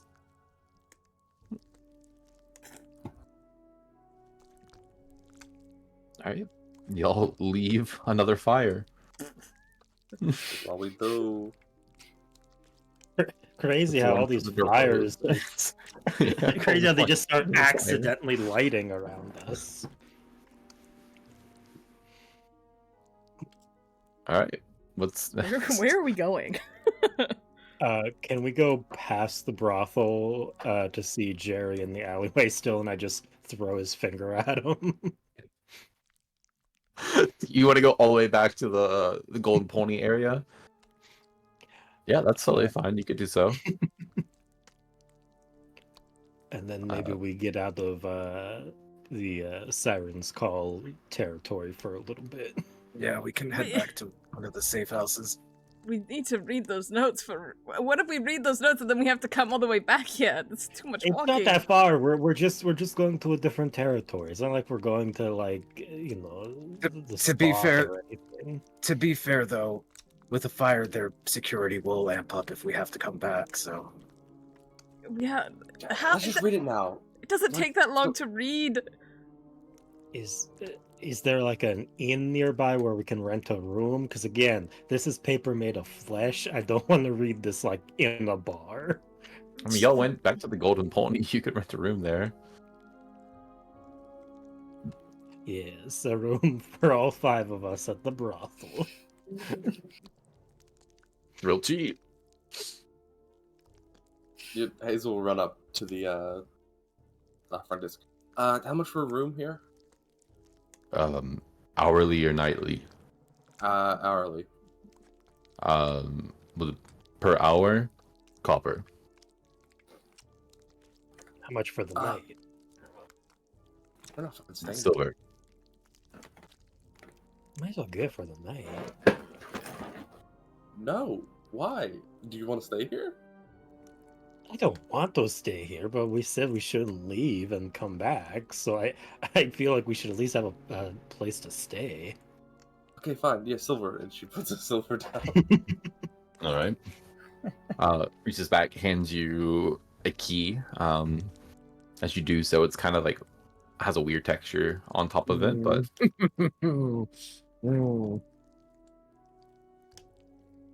Thank you. There's Bye. still flesh golem noises playing. I did set it off. You know what? That's appropriate. Touching that key. Yeah, I'll turn that off. I forgot about it. It's just the same sounds coming from the brothel. Yeah, Hazel takes the group up to the room. Yeah, Alright. you do so. It's a pretty tiny room for 5 people, but I mean, you'll have sitting space at the very least. One of you's like on the bed, another one's like near the foot of it, one of you's like on a trunk. Alright, flip it out. Don't say that here. Never Thought it say was that appropriate. anywhere, ever. It was funny to me. Petra pulls out the pages and kind of like sprawls them out. Probably on the floor, thinking that the floor is probably cleaner than the bed. You never know. I guess first question, is it in common? Guys, I found a dog. Hello, Giovanni, dog. where the fuck did you find the dog? Why is it in the room? That's canon. Giovanni has a dog right now. Found one outside on the way. The dog starts sniffing at the papers on the floor. You gotta kind of keep its nose away. It is not written in common. It is written in Elvish for anyone who speaks Elvish. Everyone speaks Elvish. No, I don't. I just wanted to be included. Do I speak Um, Elvish? I do speak Elvish. so everyone but Hazel understands. Get wrecked, Hazel. Where the fuck? Like, Odie Draven is Elvish. Where the fuck did the rest of you guys learn this shit? My dad was an elf. I've worked with people who are elves. Same. You know what? In retrospect, I don't even know where I learned Orcish because I've never met my parents, so that seems strange to me. Everyone had an elective, and you figured you'd get in touch with your roots, you know. Canon, yeah. Yeah. Yeah, it's written in Elvish. As you go through it, you see that first of all, this creature is named Prototype 01. There are like developers notes essentially that goes through its beta testing and talks about its successes and its failures. For example, you see listed in there use of animal components led to lack of integrity. You also see notes multiple pieces from one person leads to lack of control. And it's kind of like goes through, and then that's like pretty much like one page front and back, which also you see is like not written in any sort of ink. It's kind of like they've taken like a needle point and etched it into the dried skin. Others are instructions meant to be used by someone other than the person who created this, which you assume is the creator. It has essentially command phrases that you can utter to control this thing and get it to complete very basic task.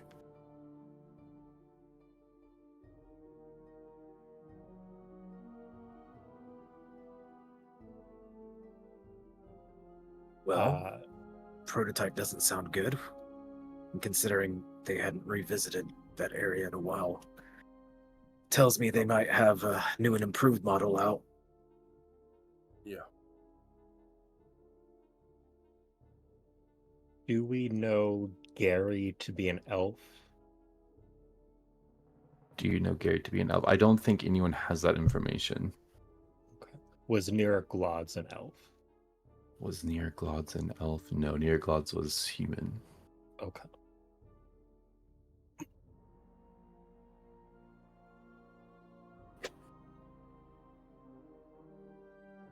Well, unfortunately, there's no leads as to where the next one might be, but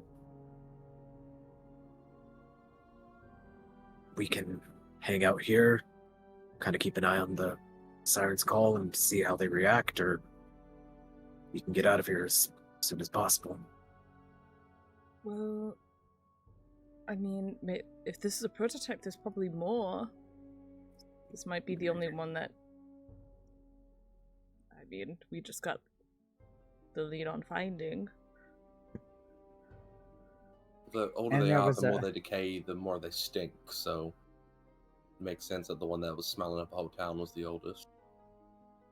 Giovanni? There was the triad symbol on it, so the triad was definitely producing it.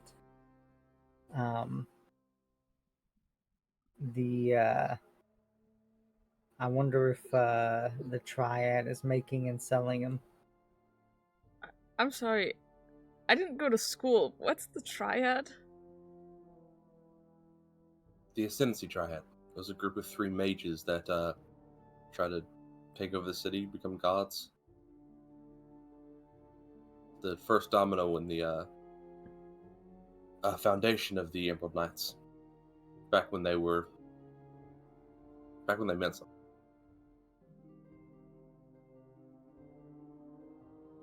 So...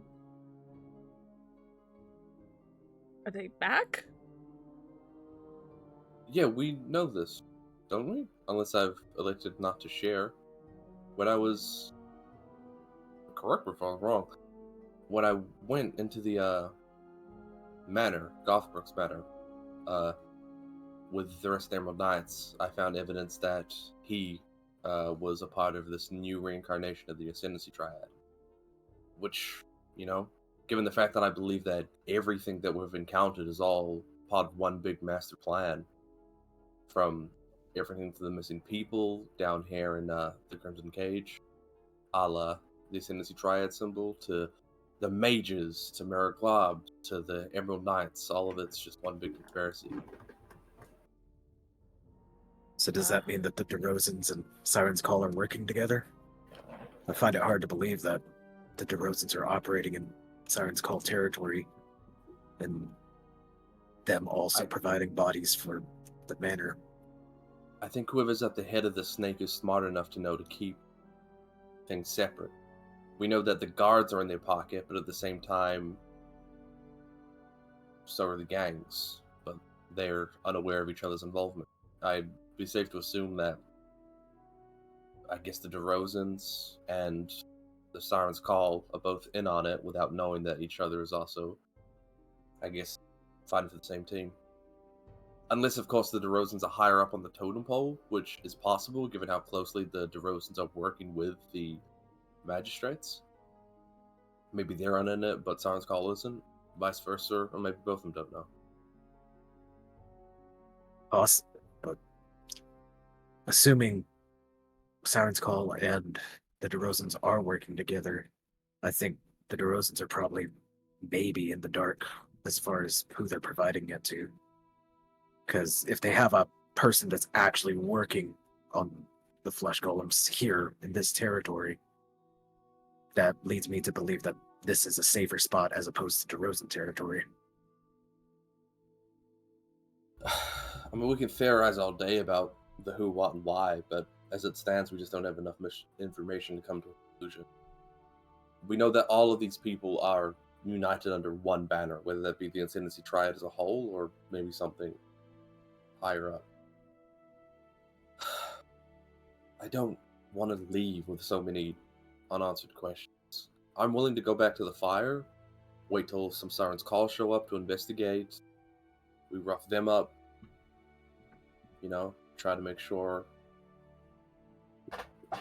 we actually leave here with something, see what they know.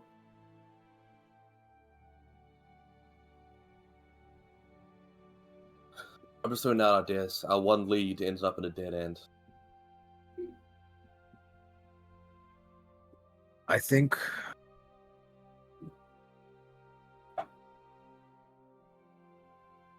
honestly, I think we should stay away from the fire.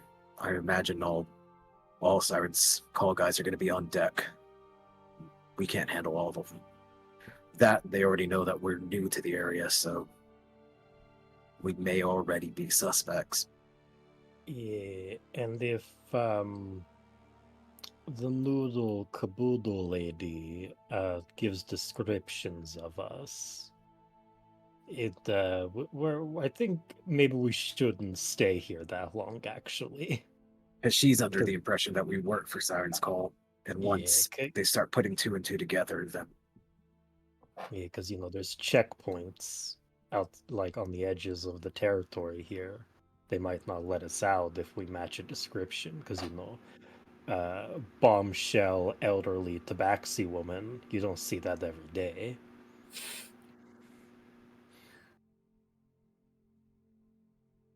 Yeah, I mean, we had slimes in the sewers we had to check out as well, didn't we? True, but Yeah. you guys are just willing to give up on this easy? I mean, people are still going to die here if we don't figure out what's going on. We've taken care of the flesh golem issue. I feel like all of these leads will tie together. I mean, first things first, flesh golem isn't killing people. The creator is to make the flesh golems. Point number 2, that's prototype 01. There's bound to be more. I mean, I feel like an ass saying that we stay, given the fact that I'm not giving any solutions as to what to do, but I just... Yeah, I guess I was sort of under the impression that the Siren's Call was sold this golem, and that was the storage facility. So it's less that they were making them here, and more so that this one was sold to the Siren's Call as a manual labor, rough people up because of the command list. I assume that the creator is in control, and he's been working closely with the Siren's Call that we know. We've been informed that the Siren's Call came into possession of a weapon, whether it be the creator himself or the weapons he's making. I think this is his design. I don't think he sold it to anyone. Clay, through my work, have I been to any more notable places in Siren's Call that'd be a good place to pick up rumors or anything like that, or met anyone who might be... Roll me a D100, and the lower the better. This is like a scale. This is not like a pass-fail thing. 58? 58. Where you worked, for the most part, your clientele was on the more up and up side of things. Mm-hmm. I think 58 is okay. It's still above half. I think you have met before a person that you know works under the Siren's Call banner in a somewhat high-ranking position, though you don't have a good relationship with them, but you have met them before at a function. That person is... let me look at my... You know them to be a high-ranking enforcer of the Siren's Call. Their name is Ivy. She is a human female. Has like snake fang piercings and like a lot of like all up in the ear, like different like rings and stuff. Blonde hair, pretty tanned skin. Really like cut close type. Like just like a really gritty type person. But sometimes goes up to higher level establishments to spend their money and kind of live that lifestyle a little bit away from the less reputable places down here. I will say you have one small piece of dirt on them, and the fact that it would probably be frowned upon that they're spending their money at other establishments outside of the territory. So if you wanted like a little bit of a button to press, that would be it. I will share that information. And she doesn't like me, so I don't know how useful she'll be, but I wouldn't say doesn't like you, just you don't have like a good relationship. Not Okay. necessarily like a hostile one, as in like you just don't, you know her, like you're not like close or anything. she wasn't one of my clients. No, it just happens to be at a like event that you have attended maybe once or twice. Okay, well, you know, probably doesn't like me. She never sat at my table, so I never got to serve her, but I know. So actually, what's her type? what kind What's of her type? host? Roll me is she? insight. Well, this is a past moon's insight roll. 20. 20. You know that she is attracted to other women, but likes like very like dainty girly types. Yeah, she's into, you know, she wasn't really into me. She's more into like dainty small women. So I don't know what we're gonna do. You're muted, Sam. Sorry, guys, I was just talking to myself. You have dirt on her, right?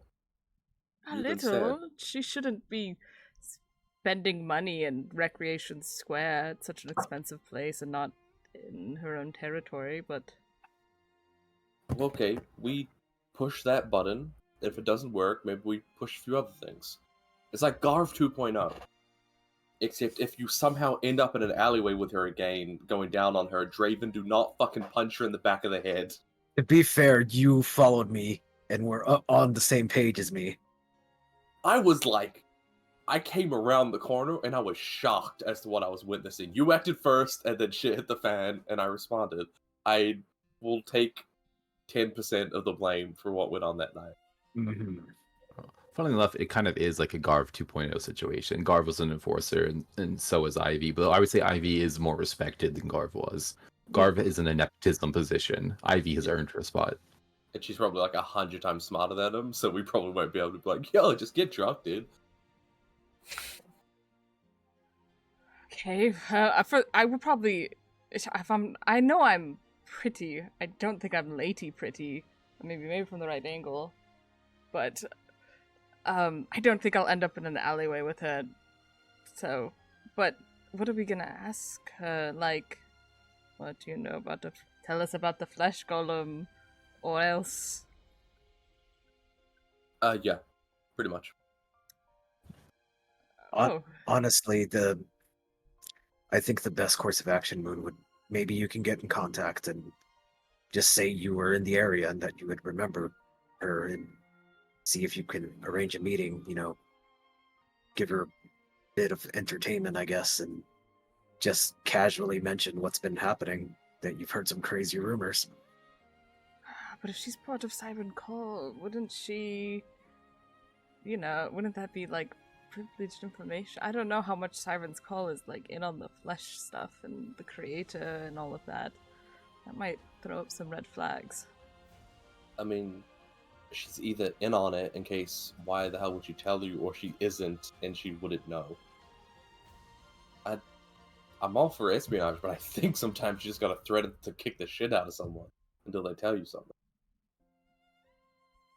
Another thing we can mention, I mean, look at the security on this place. They have checkpoints everywhere. I can't imagine they're too keen on letting random people into their ranks, so maybe she's frustrated with the creator being in on this, just kind of waltzing their way in. Maybe she'd be a little bit more willing to talk about it. Maybe she's a halfway decent person who doesn't want people brutally murdered on the. I don't think many people who go to the night den are great people. I mean, we could find out. I mean, worst case scenario, you're not suspicious. I mean, you can just mention that, like I said, you've heard some wacky rumors, and if she says nothing about it, then we'll just abandon that. We'll get you out safe. Should it just be me? Or What's exactly the plan? You just be like, hey, I'm here to entertain you, even though I barely know you and I'm not your type? Money. She's been flashing around money in other areas, so I don't think it's too out there to be like, hey, I remember you from this time, and I wanted to meet you. Not, I'm not saying you're gonna be like, I want money, but I mean, let's be honest. Well, and what is the time frame of this? Because he soon Siren's Call is going to get a description of us, and they're going to be quite angry that we bent down their shed. I assumed we'd go now and try to find her before the rumors do, but I think Petra should pose as my friend. I think you're probably our best bet. You're legal. You're like 5 foot something. Does she like cats? That's the only thing. Well, I guess she's a fan of pussy in general, but we'll see how far that goes. Petra pulls out a makeup kit, aka disguise kit, and I can use this to cover up my grays in case she doesn't like older women. Here's a question. How distinguishable is an older tabaxi from a young tabaxi? In my mind, it's just like a cat, so like graying around the eyes, the ears, the nose, the mouth. I just know the way they carry themselves as well, Mhm. I'll have to walk around like I'm young and slutty again.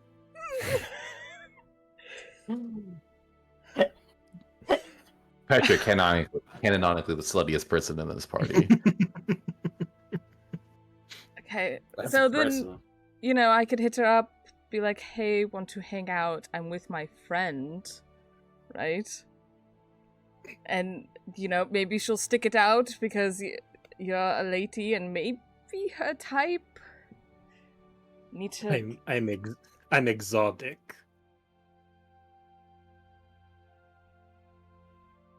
Yeah. What's your best? How girly can you act, Petra? Wait, okay, hold up. I can hire a few of the girls from the Golden Pony for the night. I don't We need take them with anyone you. Inexperienced helping. I guess Petra's pretty we can go- inexperienced. Listen, sorry, they're just on the lower bar. They're not, Alright, let's go to a different brothel then. Maybe you're getting out of the game yourself. You're gonna open up your own thing. You got a couple girls under your wing. Maybe you do a good thing for her. She puts a few words out. Am I a pimp? In theory, for the night, you pretended to be into Garv. You can pretend to do this. I don't want to pretend to be a pimp.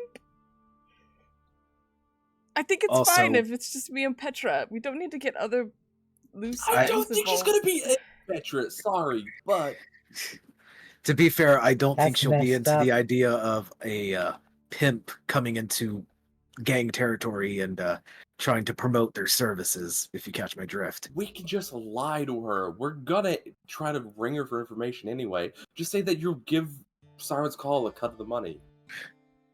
I'm If not, she puts I'm the not word out. I'm not pretending to be a pimp. I I have will. morals. Hazel, Oh, we're already yes. in an immense amount of debt. We don't have to pay them. It's not real. Not real.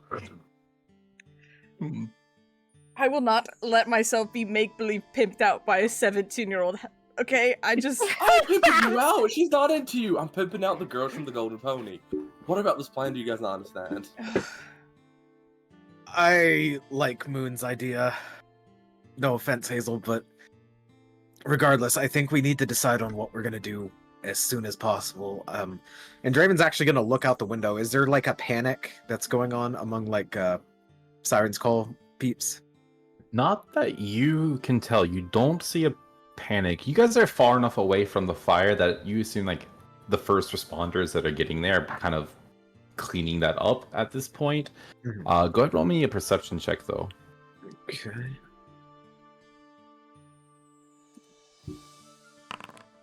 12. 12. I'm gonna roll something here.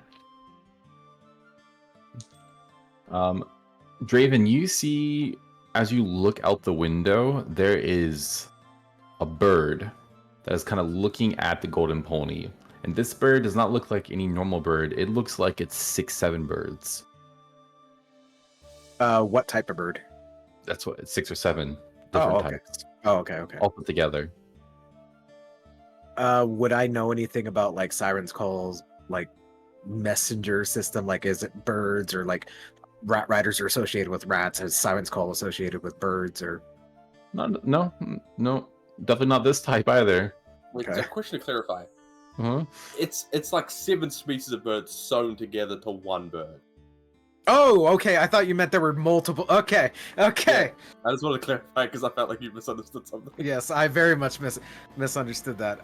Draven turns back to. There's a flesh bird looking at us outside. All right. Well, that's not good. But I... So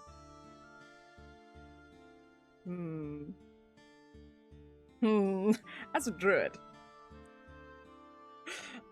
I just... What I make the... Is this similar to Find Familiar? Or is this just a flesh bird? Am I not able to tell? I don't know that you could tell, but you can't imagine something this familiar. You also know that if you like do damage to a familiar or like the familiar dies, it disappears. Clearly, several things were killed and then stitched together to create this. Unless something alive had things stitched to it, but either way. Okay.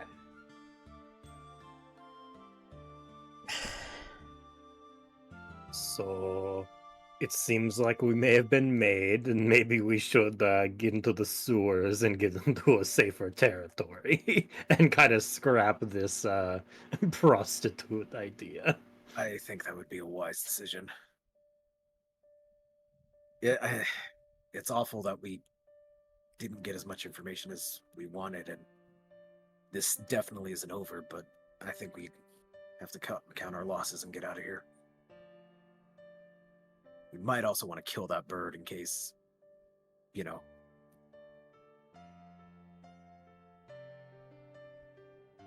Yeah, whatever you guys want to do.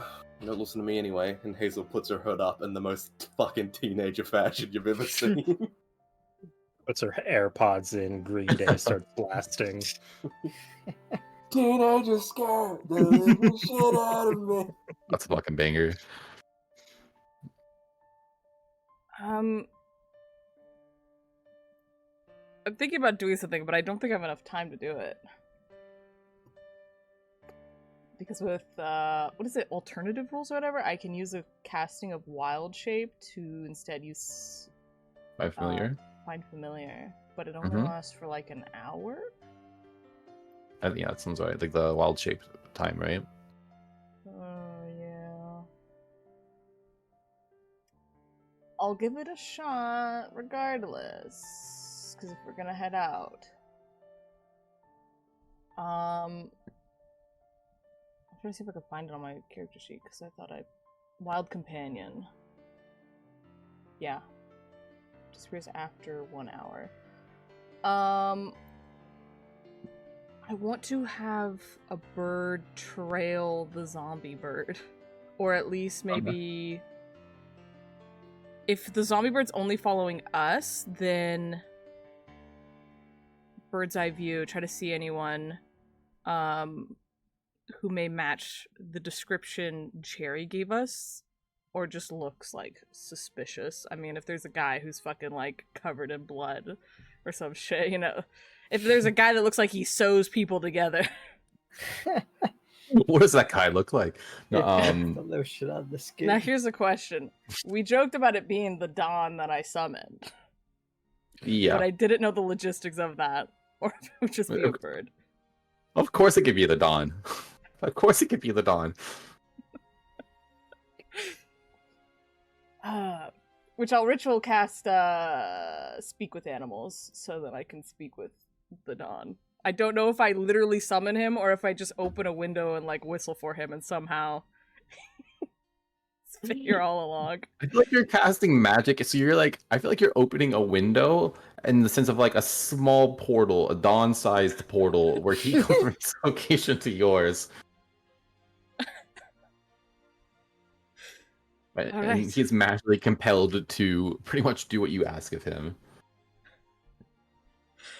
I need you to follow around that super spooky, fucked up bird out there. And if it's only following us, then look for a guy with a stupid bold cut. Just imagine Hazel's hair, but shorter. I don't have it. That's fucking.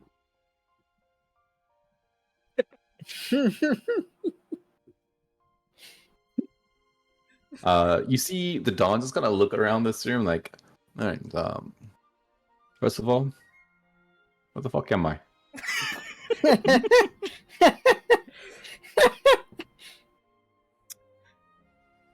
You're in a different part of the city. Alright, new territory, I like that. I'll take over here too. Been looking to expand for a while. You know that trash hole y'all got me about, you know, a couple days back. You really set me up. Set me up real good. Got a lot of respect to my name now. The Dawn. That name too. Spread. I can go look at that bird. Is it alright if I take a bite? I don't think so. I'm Kind of hopping and looking out the window. I don't know what that bird can do. I don't want anything to happen to you. I don't know, looks kind of tasty to me. You'll have to withhold yourself. Alright, if you say so. Yeah, what are we gonna do? Just like look at it then? Yeah, follow it. But if it's following us, then instead try to look for a guy missing an ear with like a super short bowl cut, just like a black haircut with a bowl, and Right, I can pale. tell. Okay, can do. And again, you're just kind of looking out the window at this bird, and it's just kind of like head to the side. You see like one eye, and as you look closer, this one eye that's kind of looking at you looks more like a human's eye than a bird's eye, and it's just kind of rolling around in the socket in your direction. Is it alright if I might even go nowhere? I can just sit in here and inside. Right, I mean, watching it. This works, right? I'll leave the window open in case it moves. You know. All right. What if it tries to fly in here through the window? But Want me to catch it? no, but if it attacks you, I would hope that the Dawn could stand up for himself, you know, and hold his own. Yeah, I'm not even worried. Not one bit. No, I mean, I'll just stand here at the window. I know my job. I know my task.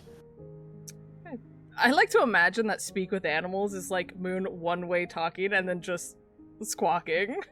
That's fine. Yeah. So everyone just gets half the conversation. Alright, that's sorted out. Do we want to head out? See what Yeah, happens? we can head out and we'll kind of keep an eye on it too and see if it follows us. I mean, we kind of know its location, and if it goes back to report, the Dawn can take care of that. And we'll go for there. Okay. Let's go. Set up. All right. You'll start heading out. You rented this room for the night. What the hell? Could have saved money. We were in there for a solid 15 minutes. Good thing for That's that all we allowance, need. Hazel. Hey, you help the local economy. The Golden Pony will have its doors open at least another day, thanks to you. Y'all start heading back out into the street. The dawn kind of like flies out the window, goes on like top of the roof to keep an eye on this other bird. And as you start to walk, the other bird, in like almost like a sideways fashion, flaps its wings and kind of comes after you with one eye down to the ground. And you see it kind of just starts circling above your general location, and then above that you see the dawn circling above it. They're gonna take a pot shot at it and would scare it off. Give the dawn something to trail. I don't know if something like that feels fear. Well, I'm just thinking if the creator's controlling it, he would want to preserve his creation. Also, just putting out there, shooting a bird in the middle of the city streets, that's gonna cause some attention. Real quick, Clay, what command words were written on the flesh paper? There were several things like follow, protect, attack, like very, very simple things like that. Like one word commands, stay. Imagine you have like a golden retriever, not a golden retriever, like a German shepherd. Anything you can pretty much teach a German shepherd is what you could get this thing to do. Okay, gotcha. But now I'm at.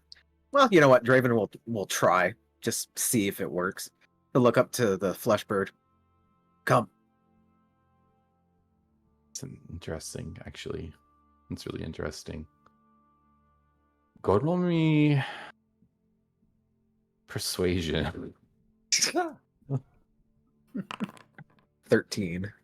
13. I think on a 13 that's not enough to like overrule its core command right now. I was gonna allow it if it was high, because I definitely didn't like plan for that interaction. Okay. Well, command word didn't work on it, so. That being said, I think we should keep that in mind if we find any other kind of flesh constructs. Who knows, maybe we'll get lucky. Mm-hmm. So what, we're just going to the Susan Bale? I guess. Everyone seems a little too scared to go try and find Ivy? Ivy, yeah. Well, if you want, we can try it. I mean, it's up to you guys, but We're actively being watched by a human eye on the bird. So whatever we do, we're being watched. So I don't know how good that would be to contact a Siren's Call member. I guess it depends on how involved Gary is with Siren's Call. Yeah, and I mean this also means that Gary knows that we offed this creation. So I mean, If he wants to find us, he's more than welcome to. don't Makes our you job know? easier. His name's Gary. And he has a bowl cut. He doesn't seem the type to confront people. You hear that, Gary? Fuck you.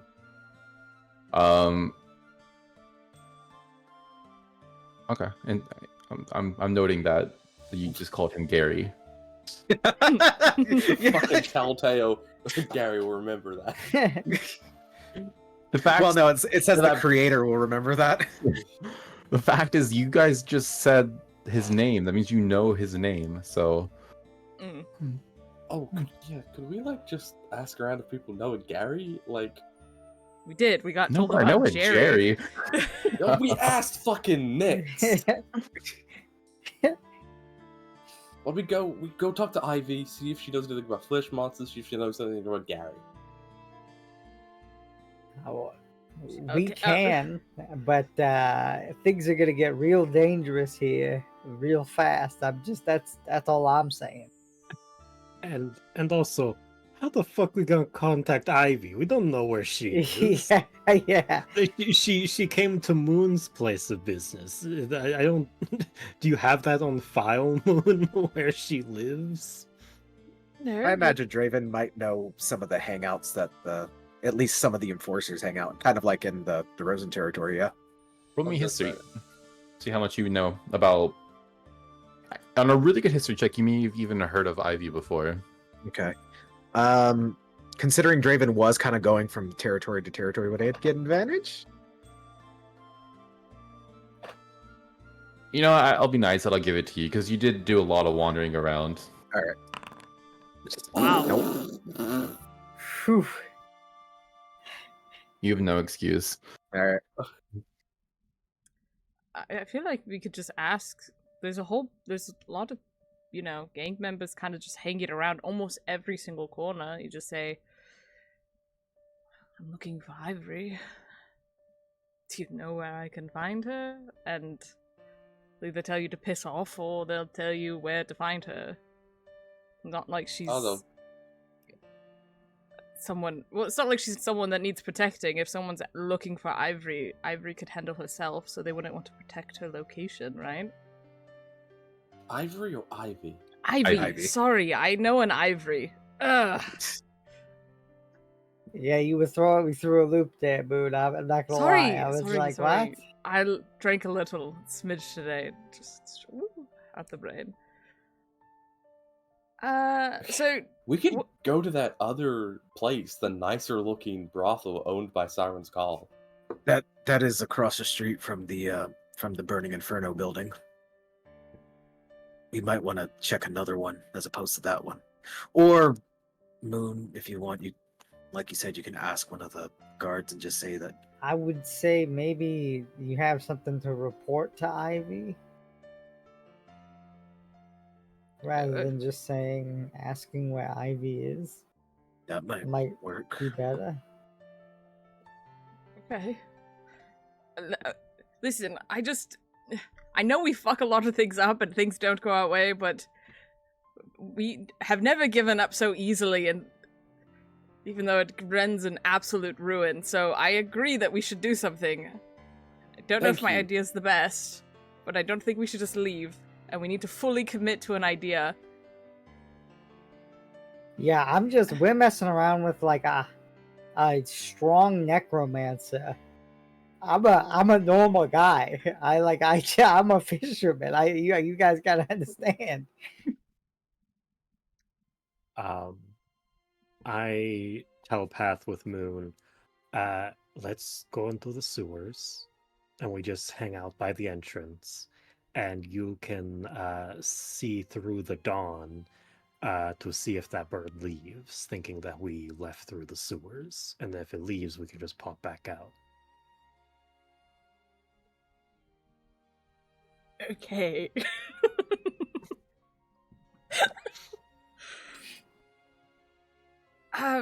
Let's head into the sewers, guys, and I can try to do Petra's makeup down there too, so I can make her prettier. Are we still, okay, we're still going with the pimp idea? We might need to. No, Hazel, we're leaving. And then Hazel hears in her mind, it's all a ruse for the bird.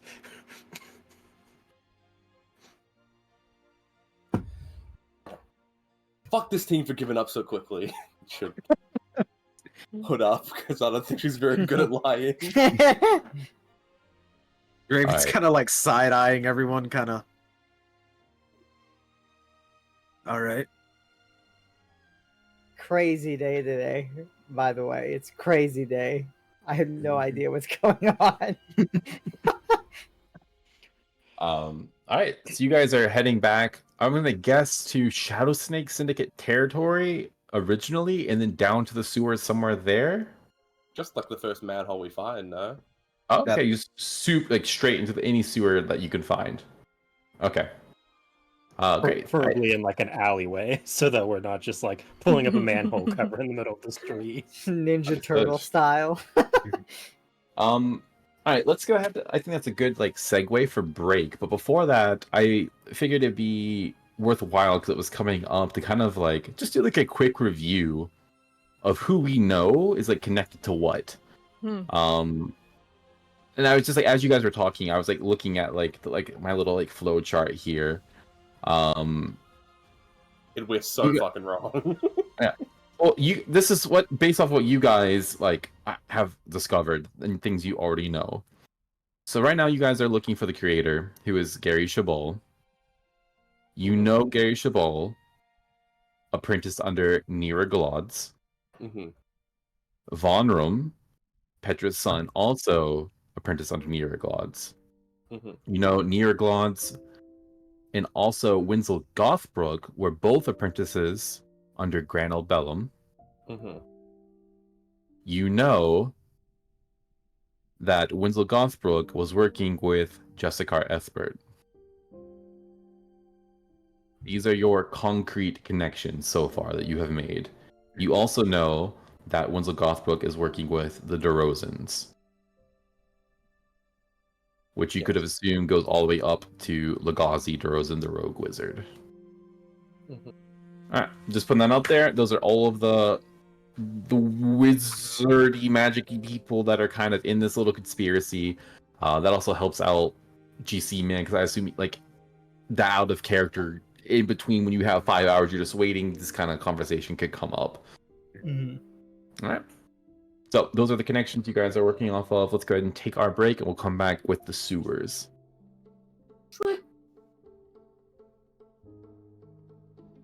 Copy. All right. Giovanni doesn't officially join the group until you siege a gang's compound. That's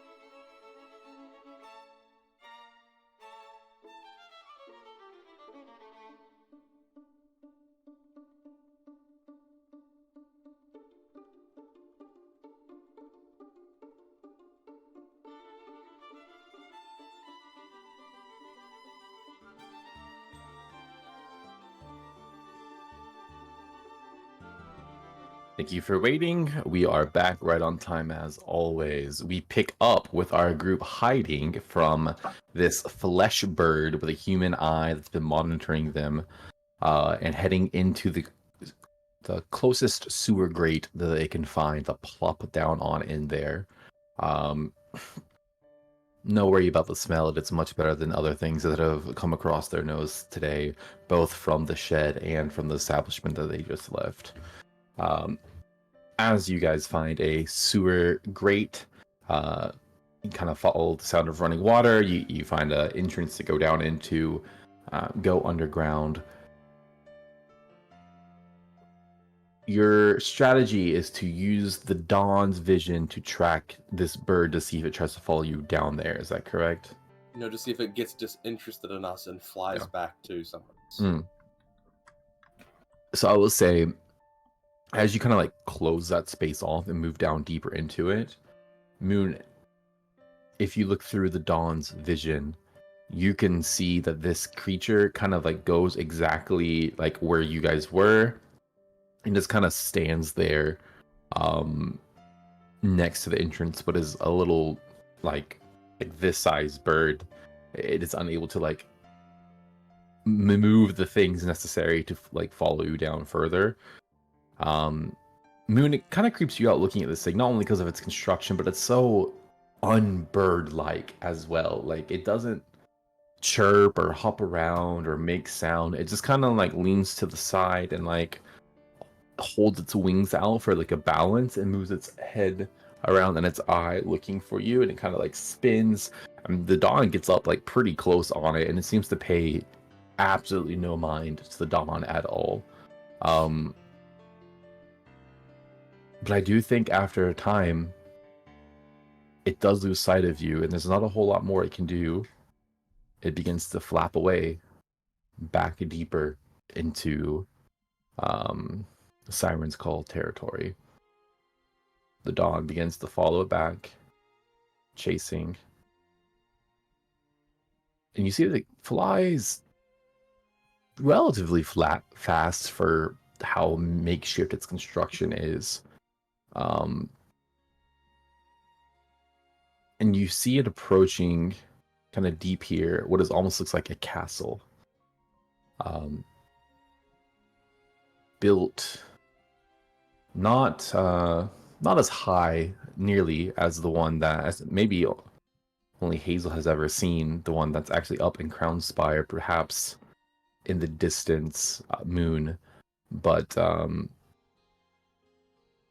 yeah, it begins to fly to this like little castle here that's constructed with walls around it.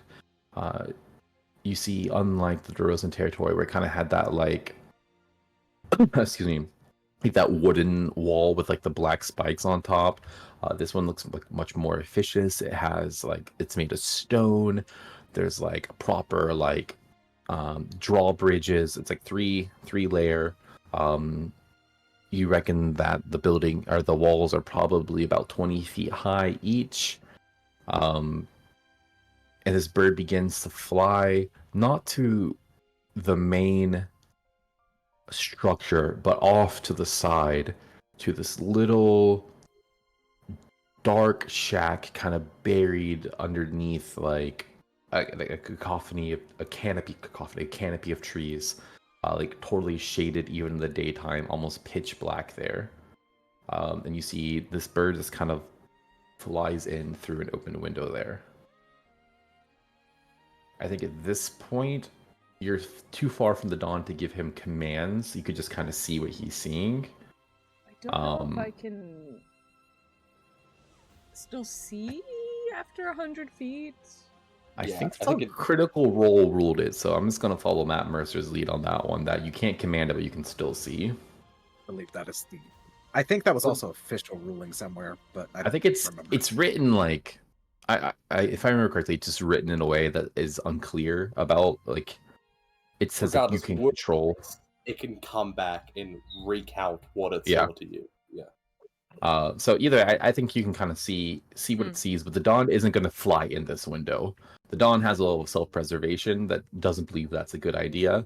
Nah, fuck that. Is gonna see it fly in, fly back out and start coming back towards you guys. But before it even gets a chance to relay, I think it poofs out of existence and is portaled back to its original location. Now, like the hour has passed. So I got that information before he could actually get back. Okay. You can see it. I'm saying you Okay, can okay. see it, but you can't control him from that distance, Yeah. past 100 feet or whatever it was. I will convey that to the group. All right, Compound Siege V2. I mean, funny enough, I actually kind of agree with Hazel. I mean, it's not in the actual compound itself, but, you know, we can travel via the sewers, and he won't know that we followed him back via the dawn, so we're kind of in a good position. And if he was able to hear via the bird, then he assumes that we've gotten out of the territory, so we're actually in a really good spot. Was that building I saw the compound? Is that what that was?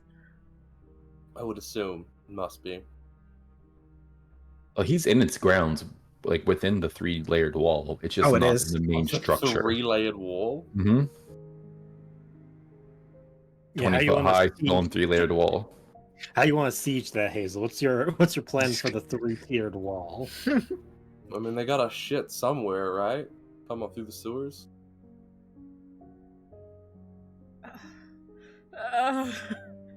No, please. No. That's so gross. I will do it for the group. Wade through that, but Giovanni, we're actively in the sewers already. There's a turd beside your foot right now. There's you a rat know- eating that turd. But you're not in the Yes. deep end yet. There's still those little, like, cobblestone paths on either side. Exactly, of it, yeah. yeah, no, but there's one thing of me being in a sewer. There's another thing of me rationalizing I'm walking into where someone could be actively pooping it down at me. I mean, surely they have, like, a maintenance hole leading down there from the... Why would Compound, they be doing right? maintenance from the I compound? don't know, in case one of their toilets clogged. It's a hole. Could get clogged. Ugh. Clay, you mentioned that there was a moat around it, right? Or was there no mention of moat? It's not a moat, but there is a drawbridge. Okay. So it okay. doesn't like go over water, but it does like it just allows entrance through the 3 layers of wall. Okay, So gotcha. the drawbridge goes down and up, but it's not an actual moat piece. Okay, gotcha. If I said that, then I was wrong. There's I don't think you did. I just assumed with drawbridge, but anyway, perfect. We know that he leaves the place. Why wouldn't we wait till he leaves? Because even if we that's- jump that's him smart. in there, within in there, we don't have anywhere to go. Just wait till he's not in there anymore. You know, I hate the idea of using somebody as bait, especially when it's me. But how attached do we think Gary was to Nira?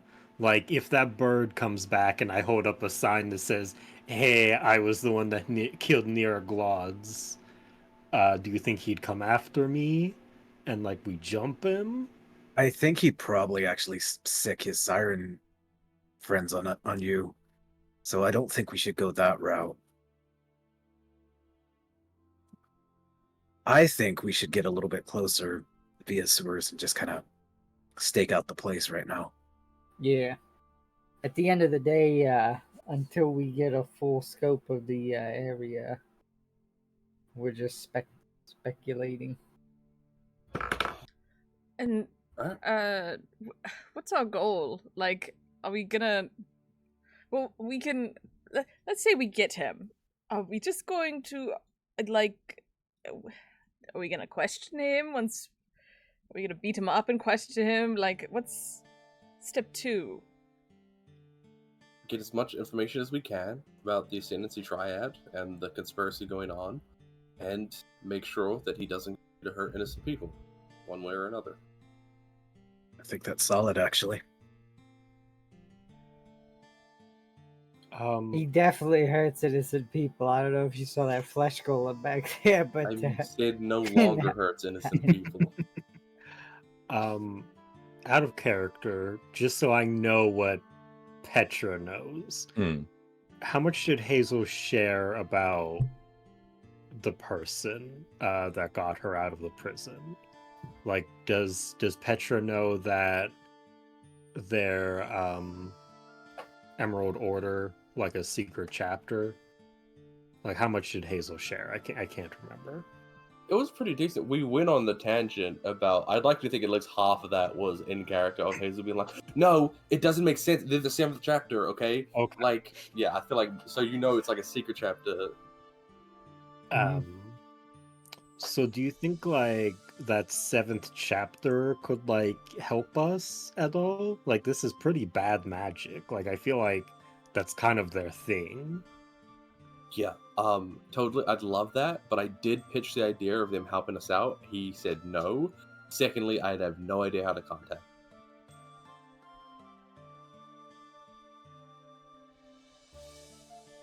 He was like, "We're not in tip-top fighting shape much anyway." And I was like, "That seems...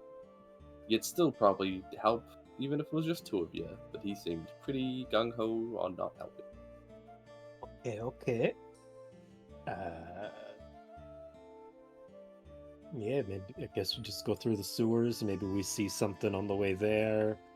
I like the idea that we scope it out, we wait till 9 to see if he comes out to go on patrol, that we jump him there. My only problem is that he has a secret way out of the compound that we won't be able to see him. Who knows? Maybe that secret way's through the sewers and we could just jump him down here. Ideally, yes. Well, I mean, maybe we can investigate under the sewers to see if there's anything like that. Yeah. I think recon is our best choice. And another thing, we know he probably doesn't know that Moon can turn into animals because he didn't take any precautions to watch out for any animal familiars or anything like that for the bird. Are rats big enough to reach maximum velocity? Because I know there are some rodents that are small enough. Pause. Yeah, where are you going with this, Hazel? Saying if you turn into a rat, I can chuck you over the 3 walls. It provided you're like a light one, you could hit the ground and be fine. Moon could just turn into a bird, could you not? And just kind of fly in there and then turn into a I rat? think I learned somewhere at the Emerald Order that only high-level druids can turn into creatures capable of flight. What are you I saying? see. Could the Dawn carry Rat Moon over the wall? Also possible, but I was just thinking I'd save everyone the... Okay, it was a pitch. You guys could have just said, I think the rat would, hit the ground and hurt itself, and I would have been like, okay, I was just checking, and then we can do the Dawn thing. Yeah, no, I was interested in the rat tossing idea. I thought that would have Thank you, been pretty Giovanni. funny. The only thing is, the Dawn's gotta be close to get you out. I'm worried the Dawn would eat me, if I'm being honest. You control the Dawn. Or does Eh. the Dawn control us? The Dawn wanted Like- to eat the other bird, and you said no, and it said okay. Okay, well, the Dawn's still a bird. He's not, the smartest. You be I careful don't. what you say. I don't know how much I trust the Dawn to be holding little rat me in its talons and not, feel persuaded in a different direction. I could do that. But if anything happens to the Dawn, I'm a rat stuck inside the compound for an hour. If anything happens to me, I will be a grown man stuck inside the compound.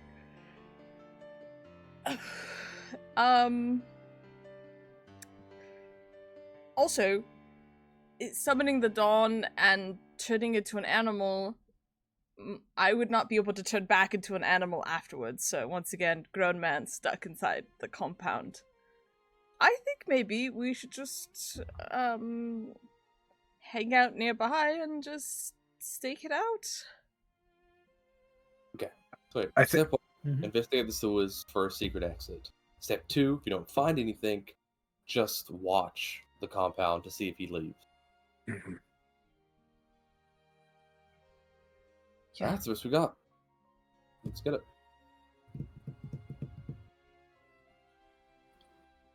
All right, All right. everyone, make sure to take your socks off. No. All right. You'll enter a shitty situation and dig deep into. I suppose you just head in the general direction of where the Siren's Call compound would be. You begin to lurk through the sewers. Petra, as well as you know the sewers, I still don't think this is your home turf necessarily. So you know how the sewers work pretty well, but still like you don't know 100% where to go. They're kind of looking around. Yeah, go on a fucking assault on the olfactory since the day has been. Yeah, I guess you guys just kind of start walking around. Roll me investigation. Individually, Everyone individually, or Everyone can roll one. Yeah, I think you're all spending like a lot of time doing this, so everyone can roll me one. Can I instead provide the help action to somebody better at it? No, I'm gonna say everyone gets one right now. Okay. Can I guidance myself? You can guidance yourself, yes. oh, okay, it's the guidance.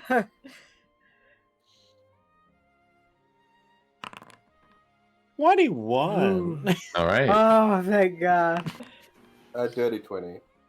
30, 20. Also, real quick, I do like the idea of like us like releasing the dawn from the sewers with Rat Moon, it flying towards the compound and just veering off in the distance. Guys, where's the guy? Guys, where's the guy? We're getting good tonight, boys. I got us a rat. Little It moon. takes one bite of you that you turn into a man. What? Oh, shit. What an awkward situation we find ourselves in here. Can I interest you in some trash? Petra, you're the queen of the sewers already. You kind of, like I said, you know your way around sewers in general.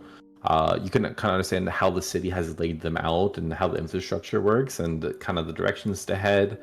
Hazel, I think you're just good at directions, in general too. So I happen to kind of know your way around here, but between the two of you, you find yourselves where you are pretty sure is the Siren's Call sewer network. Giovanni, you look out constantly, hoping nothing falls on you from above. Seeing like different like holes and entranceways up. One thing you notice when you get into this area is people in this line of work do not put it past their enemies to come through the sewer. Mhm. If you're working in a gang war, you're pretty sure someone DeRozan thug is gonna get the order to come climb up through the sewer. Like that's you're prepared for that. So you're finding things that are like graded off, like metal, like welded, like entrances here. Like you're not just popping in and out of easily. On that number, I think the first thing you discover down here is you mentioned, does he potentially have a secret entrance or a way in and out? Is it potentially through the sewers? And I think the deeper you go, knowing where you're supposed to be, you get that smell again of flesh.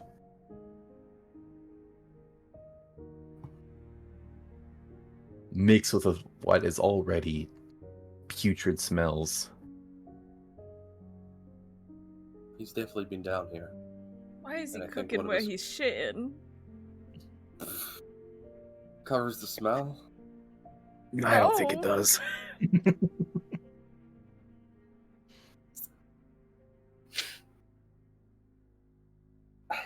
So we just feel like the general smell. Could we try to pinpoint? Like I think you guys kind of pick up on this whiff.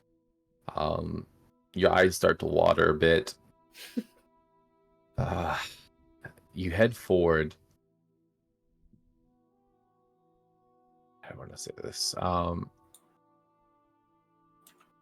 The first thing you see as you get closer smears blood on the wall. And you, like we mentioned before, those like cobblestone paths, like kind of the side of the sewer where people can walk down there. If they have like a problem, they need to go in. Like, as you get closer to here, you see some more of those, and you see there too stains, leftovers. You take a turn, and you actually find kind of almost like a dead end, where there's a tunnel here that's been completely blocked up by like internals, by organs, leftover bits that have kind of created like a dam of sorts down here.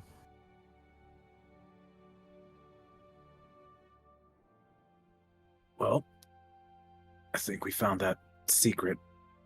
Well, not really an entrance, but Secret something. tunnel.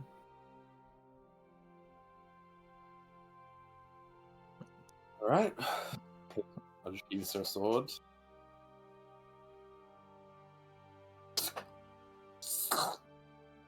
You try to cut on through it. Yeah, I think you instantly get the feeling that this is probably like he uses the sewers because he's got a lot of waste in his line of work. And you see just like this ball of crud that's kind of like piled up here, and you take your blade, you cut through it. It kind of loosens a bit, and then it kind of plops into the water, and you see like little pieces of it start to go down, like the moving water a bit. And then slowly, as more small pieces go, like larger pieces kind of fall on top of it, and you've left yourself about like a 2-foot like entrance that you could like crawl over everything and kind of get through. I'm gonna use my trident and like fork more chunks of it to make a substantially bigger entrance way. I'm not gonna crawl through that rotting flesh. You take the time to do the effort, to do the labor. Everyone go ahead. Oh, what's your passive perceptions? 13. 14. Looking at 10. Don't bother. yeah, I think mine was also trash. Yours is a 12. 12. The highest was yes. a 14. I'm gonna roll something here. Why is your passive perception so high? Is your Kinda wisdom was. crazy high? I have a +2 to wisdom, but I'm proficient in perception. Always Passive got to watch 14. out down in crazy. the sewers. Yeah, that's very fair. But I think you're more distracted by like you see someone's nose just kind of sitting by your foot, and that kind of catches your eye. And then your eye catches another eye, and it kind of stares at you blankly. And what you don't see until it's kind of very close to you is coming around the corner on the other side of this glob. Another droopy, fleshy arm, followed by a large torso, and it's kind of hunched over, bent here, and it's almost on you on the other side of this thing that you're excavating, Giovanni. Another one of these flesh monsters, another one of these flesh golem things, and it just kind of looks at you with that red in its eye. There's still a blockage between you, a little bit of a barrier, but it is right up on you. What do you guys do? It's definitely seen us, right? It's definitely seen you. However, it does not seem immediately hostile. We're trying to get through. Could you help us? This thing you Hazel- see does have a mouth, and its jaw like unhinges. It just kind of droops down like way too far and forward, and you just hear like a sound. Dig. You try to give it an order. Yeah. You say dig. Roll me a persuasion check.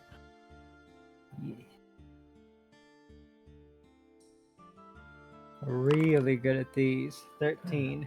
15. I'm gonna say that's not enough, just like the bird, to override its command. And I also want to point out that the commands like dig had words for them that weren't just the like common word dig. Like you guys have the sheet, like you have the translating, you're able to do that and like say that, but just throwing it out there, it's not just like any random person can say like stop and it's gonna. There are specific commands for it.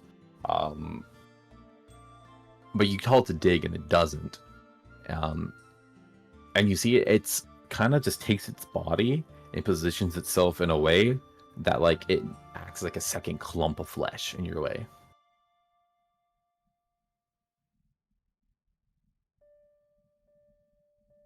Petra, is there a command for move? Petra, using a very stern mother's voice, uses the command for move. Right. I'll give you this one, but that's twice to try to like use the commands on it. This will be the last try if it doesn't work. Out of curiosity, holding the manual, would that change any kind of like DC on it or anything? No, that's not gonna. Yeah, you get the feeling that it has an order, and which is why it's harder. If it was like orderless, like the other one that was just kind of sitting there, like literally waiting to be ordered, that would be different. But this has already a primary objective. You're overriding that. So go ahead and try to roll me persuasion. 22. That motherly tone comes in handy. I set the DC of this at 20, so it was tough to do. You tell it to move in this command phrase, and seemingly something about what you said, how you said it resonates, and it just stands back up. And sorry, no, Petra says it so like sharp and motherly that Moon himself takes a step back away from her. Yeah, it gets out of the way. Petra hands it a Werther's. You see, just like its hand is like kind of down. You go to put like a Werther's in it, and it like seeps into the flesh a bit, and then oozes down to one of the fingers, and it's caught like stuck to its fingertip. You can enjoy that later.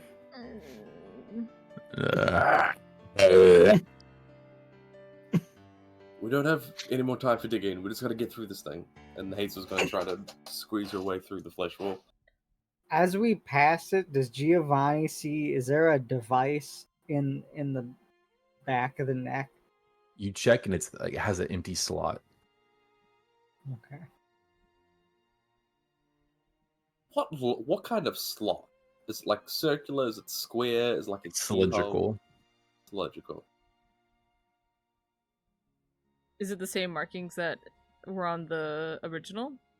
It is, yes. Does this... Okay, now that we're through the wall past the flesh monster, is it like a continuous path that's like blocked off by more? Or is it like a brand? Like yeah, so as you kind of like through here, Giovanni, you've opened up about like another like 1.5 feet of clearance with your trident in that time, so you can kind of maneuver without touching too much.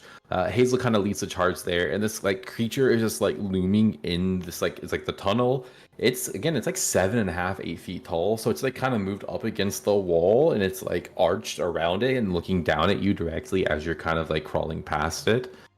You see before you there is like almost like a straight shot. And you see above you there is like a metal grate that is like absolutely dripping and oozing, which is like viscera. This is probably where something above pushes things into the sewer for it to come down here.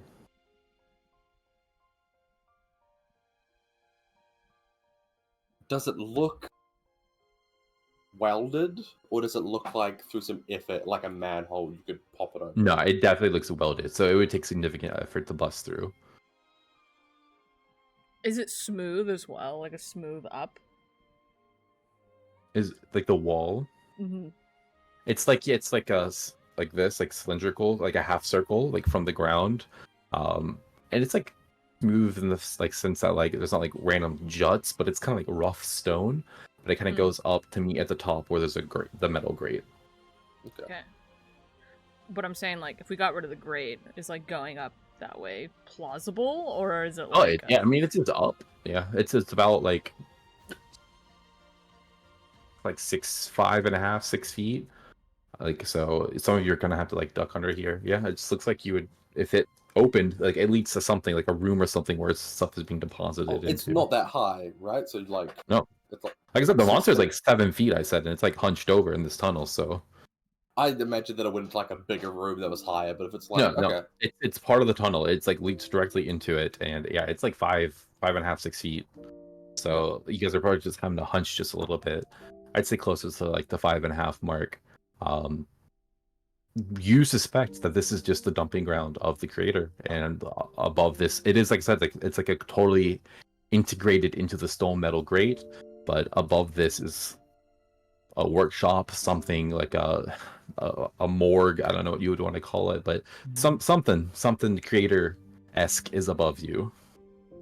Okay, so we were trying to see if he had another way out, but it seems like we might have found a way in. Same concern if we try jumping him up there that he's like, in the compound. So, do we want to try going up, or? and I'm willing to give it a go. This is an easy in and out that, although blockade, we kind of made our way through. If we really needed a tough exit, and that's if he even managed to contact the rest of the Siren's Call when we jump him. He seems pretty removed, and I doubt he has a hotline to them. If shit does go south, we jump in the hole, run down to the sewers, take any number of turns, lose him. My biggest thing is how the hell we're going to get past this grate. This shouldn't be a problem. Well, another point. If that flesh golem got down here, there's another entrance. Because he couldn't fit through that grate. Can Hazel roll to see if, like, flesh golems are like, ugh, are they that malleable to get down a drain? Probably not, though they could come in like a similar way to you guys did and walk to this location. They don't necessarily have to have come in from a secret entrance, but it also doesn't mean they didn't either. I mean, now that we're kind of in, I mean, it's not, we got time. We can still search for other entrances up there.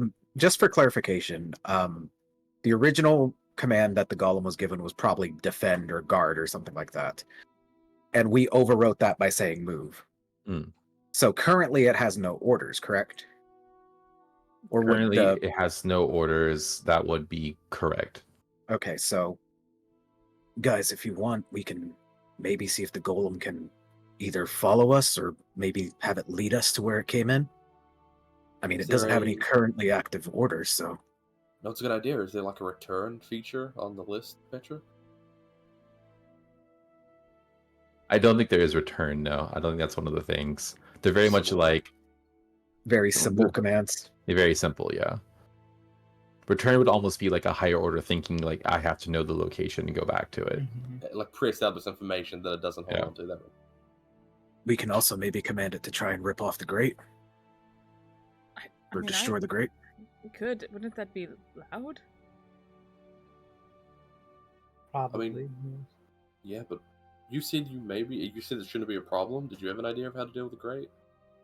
We have, from my sister's safe, the thing that it's like corrosive powder. That'll work too. That's also, fucking perfect. If you get me mad enough, I can like through things sometimes with acid, but I have to be like mad, and I don't think that's safe.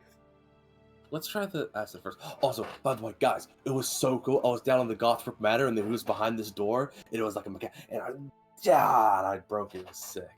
What are you talking about? What? Don't worry about it. Put the acid on the thing. You shut up.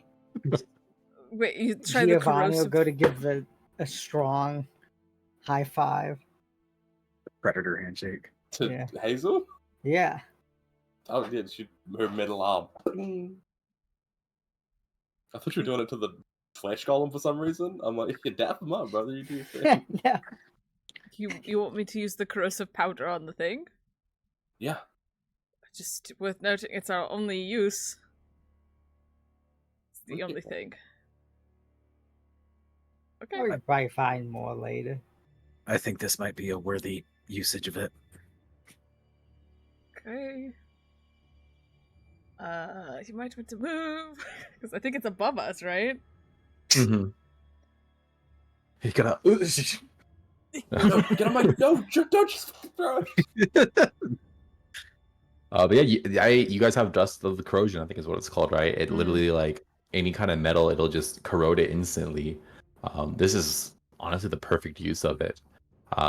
You kind of step back and just chuck it up into the air above you. Again, it's not like high above you, so it's just kind of like above your head. You just try not to get it on yourself, pretty much. And you see, like, incredibly quickly, as if years are passing by, these things just begin to rust and wither and break until the metal is almost no more. Perfect. All right, who's going first? Well, Giovanni will. Yeah, you there kind he of like goes. dust out of the way. Giovanni, you begin to pull up. Your head kind of peeks over. You look around. First thing you see, 2 more of these flesh golems that are off to the side, not doing anything. One on either side of this room. The floor is absolutely just fucking littered with guts, intestines, blood, the works. Looks like they've mostly been tried to like scooped into this hole, but they're like little bits and pieces everywhere. Again, it's almost pointless to say how rancid things are at this point because you are just so overwhelmed by smells this day that almost maybe you're getting used to it. Like nose blindness, it's just an assault constantly. Yeah. You see that there are like chains with hooks, like a meat locker would have, like it's like a butcher. You see that there are people hung from them. In various like places, you see that there are no survivors. There are legs, there are jars with organs, eyes, pieces of people being preserved in these jars lining all over the walls. You can tell that this is where everything that is harvested is left. You see Giovanni goes back down, walks to the side and just vomits off to the Ugh. side there. That is possibly the most disgusting thing I think I've ever seen in my entire life. There are 2 more golems in there, just kind of standing idly. I don't know. They could have a defend command on them, but they might just be idle. But yes, there are 2 more in there. And also horrific graphic scenes of death and murder. Super quickly before the siege goes any further, could we have gotten like a short rest and like waiting in the sewers for the dawn and stuff? Because you Yeah, said that was you about get an the hour. short rest. Yeah, that's fine.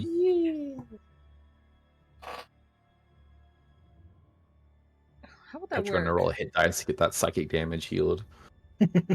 I get my wild shape back on a short rest, but while we were waiting for the dawn, I had summon animals up. Would I get back my thing? I think you're the only one who wouldn't because you were actively like Doing something. searching with the dawn, but I think everyone Yeah. else could have chilled during that time. Okay. The fuck did you use that you need a short rest, Sam? Second one. Action surge. Yeah. Oh, Attack twice. I got And my key then point Raider back. used the key. Yeah.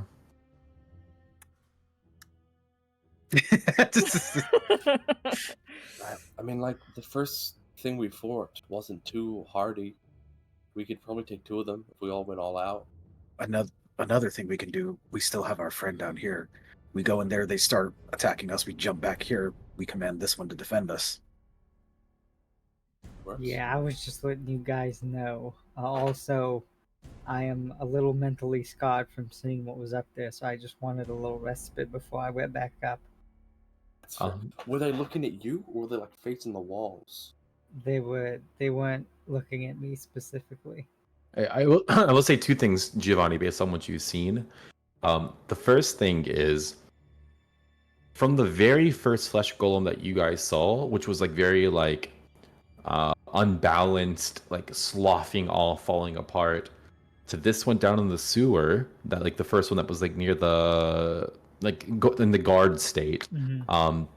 That one looked a little bit better put together, and these two that you saw up there look even more well put together in the sense that they almost look more. I mean, they're still like disgusting amalgamation of human parts, but they look more like humanoid in shape. They're almost like more even, like things from people of similar sizes were used, or like there was intent to make a better one. You get the sense that we've gone version 1, 2, and potentially like 3 and 4. Yeah, these ones are also much they look more sturdy, like these were refined, if you would. Good to know. And then Giovanni will just re-up the mage armor, even though I don't know if it's been the full 8 hours, just to No, make it sure. doesn't. It hasn't. You don't need to use a spell slot for it. Yeah. Well, I have the Eldritch Anytime. Invocation. Yeah. Okay. So I will pop back up, and this time fully come up, and just kind of, I'll stand there and be on guard, just to see if they react to me. It doesn't seem like these two are active in any state. Okay.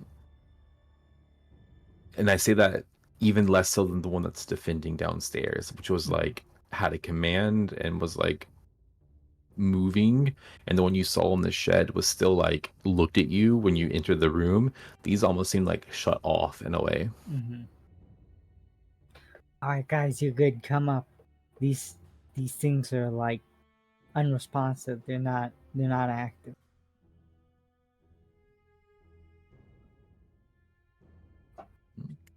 All of you enter this viscera-filled room. And so you see people like cut off at the waist, hanging from hooks. Eyes to the ground doesn't do you much better, as you see like little pieces of this and that everywhere. Are there any spear meat hooks? Like Yeah. ones that without people on them? Mm-hmm. Can Hazel get them off the ceiling? If you had someone to help you boost like to the ceiling, then you could. Yeah, it's probably about 10 feet, so you'd have to like get up there to get it. But yeah. Giovanni, Yeah, can you give me I this? gotcha. Yeah, I gotcha. Yeah, she'll collect, like, there are 2 of them, so maybe like 4 spare of these chains. Mm-hmm. She'll give 2 of them to Giovanni. Chain them up while they're unresponsive in case they become active. Yeah. So she's going to do one around the chest and then one around the legs and use the hook to hook back onto the chain. Yeah, Giovanni will follow the same thing. Smart move. Yeah. So you go up there, you start like putting them together, like tying them together. I mean, like with the chains themselves, arms, legs. They don't react to you putting anything on them at the moment. I will say you also see that there's a staircase that leads up from here. That's like on the far side of this grate. Still a hole in the back of the neck? These do not have a hole in the back of the neck. No. Real quick too, while we're down here looking at everything, the bodies that are intact, the ones that are still like people, do we recognize any of them? I don't think so. It's pretty like hot charge. You only you Draven could roll me just like roll me a D100 to see if it happens to be someone that you know. Okay. None of them. You don't want above a 10. It's my mom. 44. No one you immediately recognize. Pretty much just like scrubs that have been picked up from here and there. Just kind of covering our bases. Anybody with a snake tattoo? I don't think so. No. Okay. No. You get the feeling that they're like hitting gang territories for these people because there's not a lot of like police and crime catching going on, but they're not going after necessarily like DeRozan members, because there are plenty of like just normal people who live in this area as well, and just kind of picking that type of person off. You get the sense of, though there are maybe like a couple like gang members here and there, but that's not like their primary target. Yeah, that's if they're in the wrong place at the wrong time, essentially. Okay. I think Hazel's going to like get her sword out, get her shield propped up, and kind of like shield up, sword on top, and then ask Giovanni to like prop up behind her. She's like, "You could throw that thing pretty good. You wanna?" Yeah. Yeah. So like, both of us back to back Uh, going up the staircase, and as she goes up, she wants to check for like traps. Should roll we me be investigations. should we stealthy as well? Yeah. Absolutely. And I'll guidance Hazel on the stealth. Need that. Yeah. All right. Roll stealth first, and then the two of you can roll me. Excuse me. Everyone will stop. Investigation for traps. Everyone roll stealth. Unless you're not moving stealthily. Can I guidance myself? Yes. 19. 19. Oh, motherfucking god. Just roll like a 20 on that guidance. Like a 6. So what is that? That's a 7, 15, 19, 19, 10. All right, that's what, like an average of like 13 or something like that, 14. That 5 hammers. It's a 7. It's a 7. Okay. It's guidanced. So yeah, it's like an average of like 13. You guys start creeping up. You check for traps. Hazel, you can just with advantage because you got Giovanni there with you. Yeah. Investigation my thing. 22. 22. You do not see any traps. It doesn't seem to be like there's anything on the staircase. And you kind of get the sense that whoever's here didn't suspect anyone to get past that golem downstairs.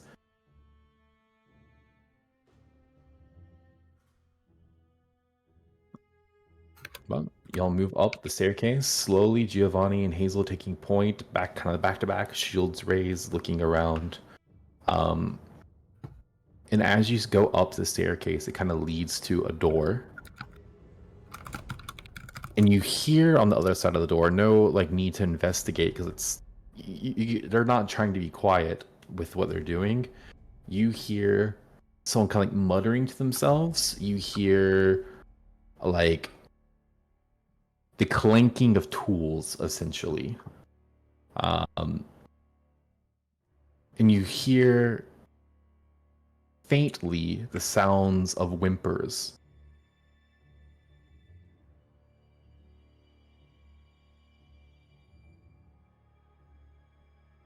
Whimpers separate from the muttering. Yes. The whimpers sound like they're coming further away, but you hear like someone muttering and talking to themselves. Hazel kind of looks back to Geo, to the rest of the group, and like, with a face that says, "We're ready to do this." Moon's gonna like kind of like hunch forward. And I'm going to wild shape. I'm going to wild shape. Stealthy wild shape. I don't think wild shape is a loud action. No, I just the idea of turning into a bear, but like real quiet, is comedic to me. Anamorph. He's gonna wild shape into a lion. Okay. Let me reiterate just real quick where we are. You are in the den of a necromancer who has the power to create golems of flesh. How would you like to proceed? Draven, kind of like from the middle of the group, would kind of like tell Hazel to just open it slightly and take a peek, see how many are in there first off.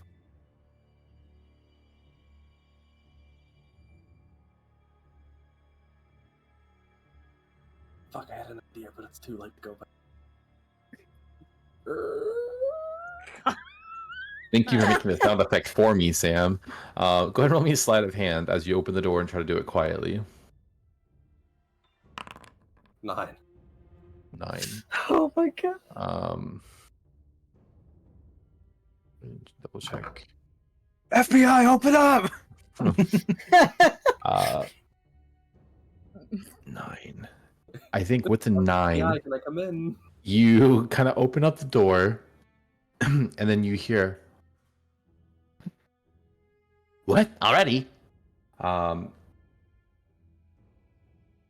then you hear, before you can even see anything, like the dropping of like metal on the floor, and just a scurrying as if someone is trying to run. Boom, boom, boom, boom. Bust open the door. What you come into and what you will all see very quickly afterwards is downstairs is like the meat locker storage harvesting facility. Up here is the workshop, and you see tools, instruments, more of those jarred pieces of body. This area is a much cleaner, however. There is like a stone slab, which you see laying atop of it one more flesh golem. This one, unlike the rest, has hair. It has features that are almost completely symmetrical, as well as they possibly could be. If not for your knowledge and the fact that it's stitched together and pieced together in the way it is, it would almost just seem like it was another person. And you get the sense that over time, the creator here has learned that the more alike these pieces are, the better these golems function. And this looks like one that is, well, it's high tier for comparing them. And it's laying there on this slab, and you see scurrying across the room, kind of hunched over in the black cloak, bob cut bopping as it goes. The creator coming, like, kind of turning to look back at you over the shoulder, like, no, how did you find me here? Can Giovanni try to give a command to the golem on the table and say restrain, the command for restrain? Yeah, there is like one for grab. Yeah, there's like a grab command. You go make that, and I will just say it doesn't do anything. Okay. I don't even want to entertain you with a roll because it won't work. Mm-hmm. If so, like he turns to us and speaks. Yeah, you see that he's like ran, like he's trying to get away, but you've just burst into the door like instantly, and he's not a fast man necessarily. He is an indoor kid. You just kind of burst in, turns around, and looks at you like, how did you get in here? How did you find me here? Hazel's vaulting the golem, like I'm assuming, like is the table like in the middle of the room? Yeah, it kind of. It's like off to like the side of the wall, but yes.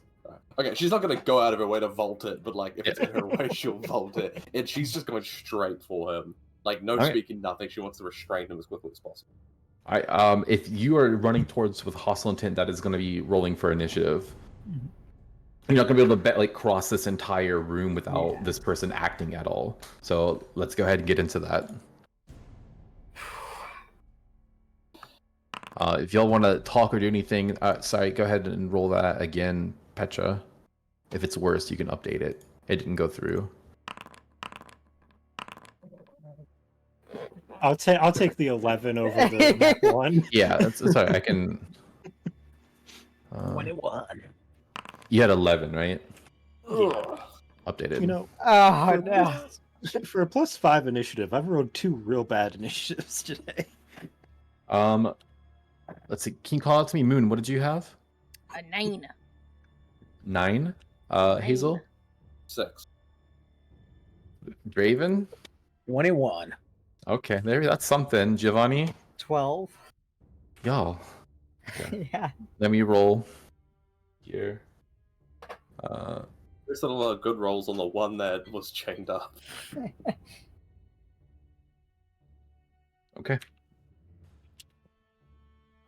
You burst in here and you see they're cowering kind of in the corner. They look spot on to the description you saw. They have like a kind of large, like hawked nose, bowl cut, very pale skin. They seem like they would be quite a bit taller if they weren't completely hunched over, like just like purely like an arc. It's just absolutely complete black cloak against their pale as fuck skin. Guys, Gargamel. The weirdest thing is, but the weirdest thing is, Hazel, if they kind of took care of themselves, they actually might look half decent, like with their basic facial features. But they don't. They simply don't. And yeah, it looks like Gargamel as a result. Oh no! It looks like a little bit younger Gargamel. Yeah, yes. like Gargamel with a full set of hair. That's exactly Yeah. what it is. Like Crocker from Fairly Odd Parents. Yeah. Kind of. It's a mix. If Crocker and Gargamel did the fusion dance, that is the creator. That is Gary Chabal. Fucking Gary. They're kind of like drawn to themselves, like hiding, like looking spooked and afraid, and very surprised that you've even come to this place. You get the sense that they were working very hard on something because they expected you like to interfere in their plans, but not this quickly and not from below. First up in the initiative there is Draven. What would you like to do? If we would like, this we're not actually like in combat. We are, but we aren't. But if there's like an interaction or something you'd like to do as well, you're free to go up and punch or anything in between there. Okay. How far away am I from him? I'd say this room is probably about like 20 feet, so they're on the far side of it. You Okay. could definitely bound it in a turn. Yeah, perfect. Yeah, Draven's immediately running up to him and restraining him, and first and foremost covering his mouth. Okay, so you're trying to restrain. Yes. Okay. Go ahead and roll me athletics. Believe it or not, he's not the strongest, so 23. oh, they literally can't. They literally can't beat that. And then it's let me see.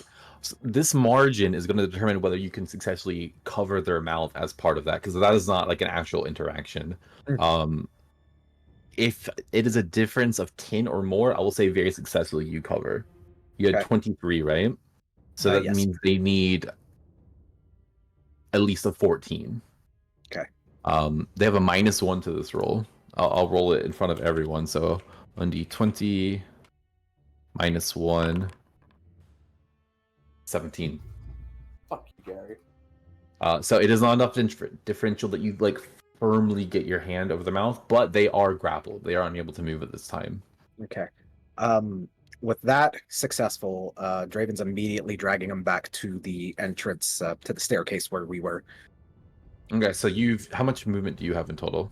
I believe I have 40 right now. Yes, I have 40 movement, but I will use a key point to dash with him Step if I of the wind? am able to do that. Yeah. Yeah, to step of the wind with him. Okay, yeah, that would give you enough to kind of like get back to the staircase. Yeah. Yeah, we will do that. And once he's successfully in the staircase, he's immediately going to look to Hazel. Close the door, quick. That's not my turn yet, but yes. Is that the end of your turn? Yes, that'll be the end of my turn. That brings us to the creator's turn. They're next with a 12 in initiative, and they got placed higher than Giovanni. He's also at a 12. I don't know what they can do. That was really clever, actually, Raider. I gotta like really look here to see what they have to get out of this. I want him to yell for help for the golems at the bottom of the stairs, and we just hear like them topple over because they're chained together.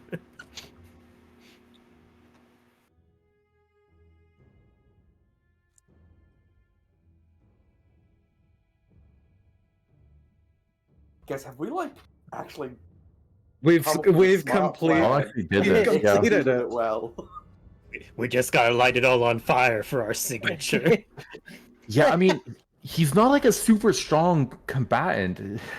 He's Is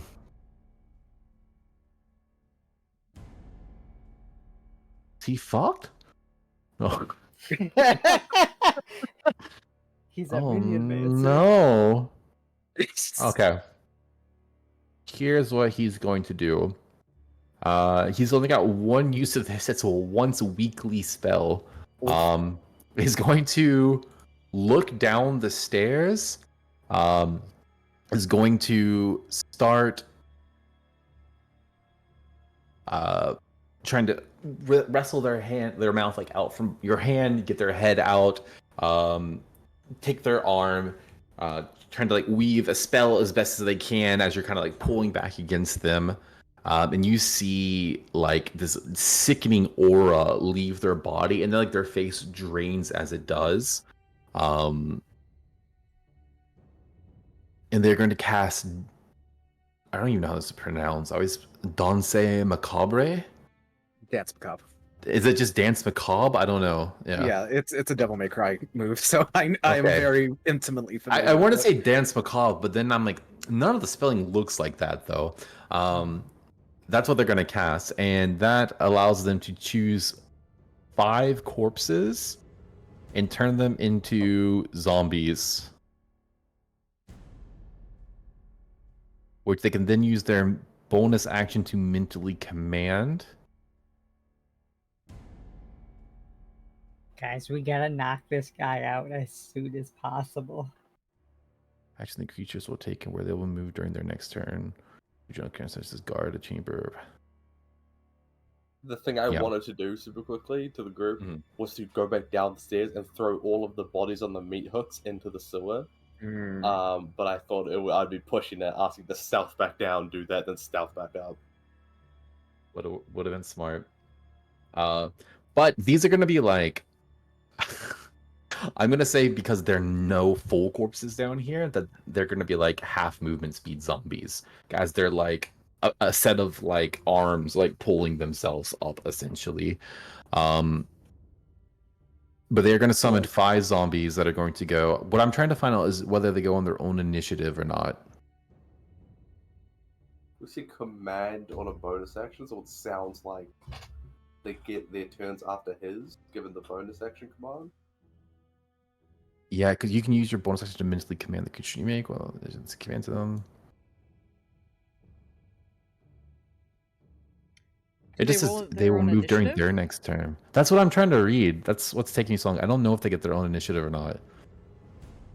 I didn't even imagine I would end up using the spell is the issue, which is why I'm trying to look at it. I think we're not going to go down there. Like, there's no need for that.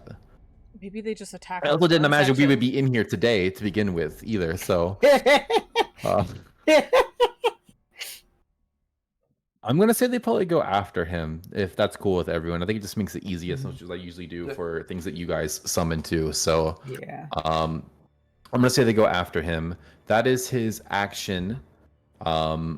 He's going to bonus action give the command to defend me, and as their object interaction, you're going to see Draven that they kind of pull out from their side what looks like to be like a metal rod with runes inscribed all over it, and they are going to essentially press a button on it. Okay. That is his turn. He's freaking out.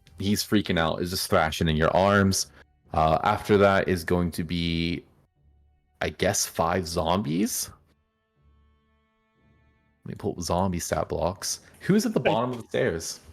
I believe it's. Go ahead. I in my mind it was Petra, but I don't know if somebody would have done otherwise.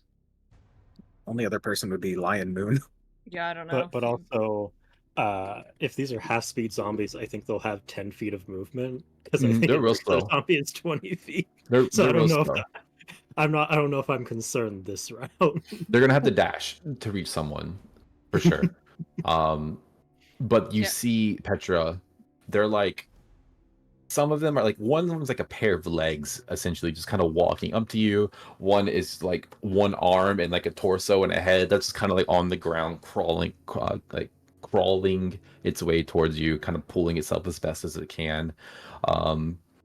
You know, I think in fairness, like one of them is just like on a hook still. That one's just not going to be like a non-factor. It's just like on a hook and like, just don't walk too close to that one. But you got like 4 various states of zombies half speed moving towards you at this time.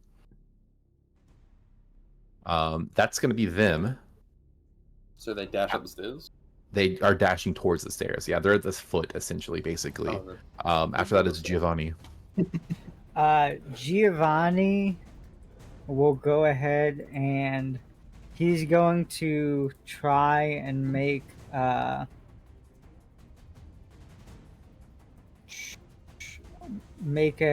attack, not to kill, but to knock this necromancer out. Mm-hmm. So here's the first one.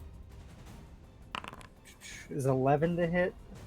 Do I 11 get does not advantage hit. because he's restrained?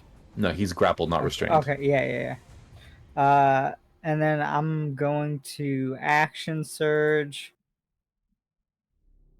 for, let me look that off. I'm gonna action surge and make a second attack. That's a 25 to hit, 25 will hit. and that's 6 damage. Okay. I also believe Dance Macabre is a concentration spell too. Ooh, let me check.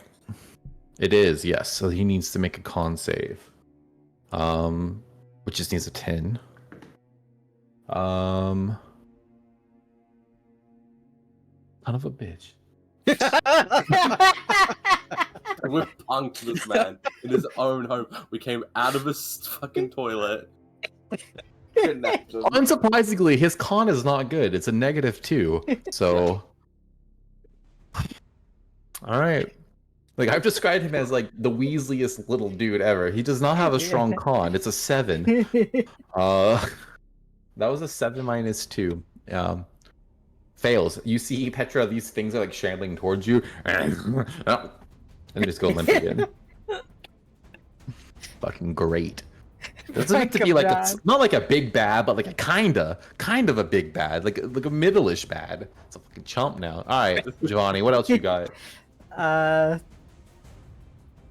think that might be it. Let me see.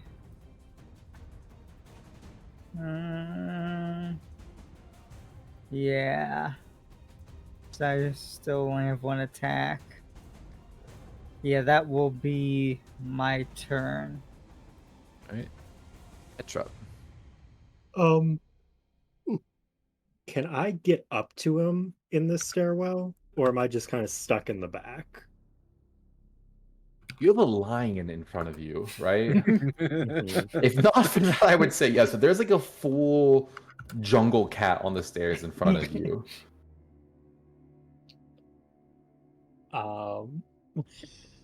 Follow-up question: would Petra be able to mount the lion? Just kind of mad dog from the lion? I would say that possibly.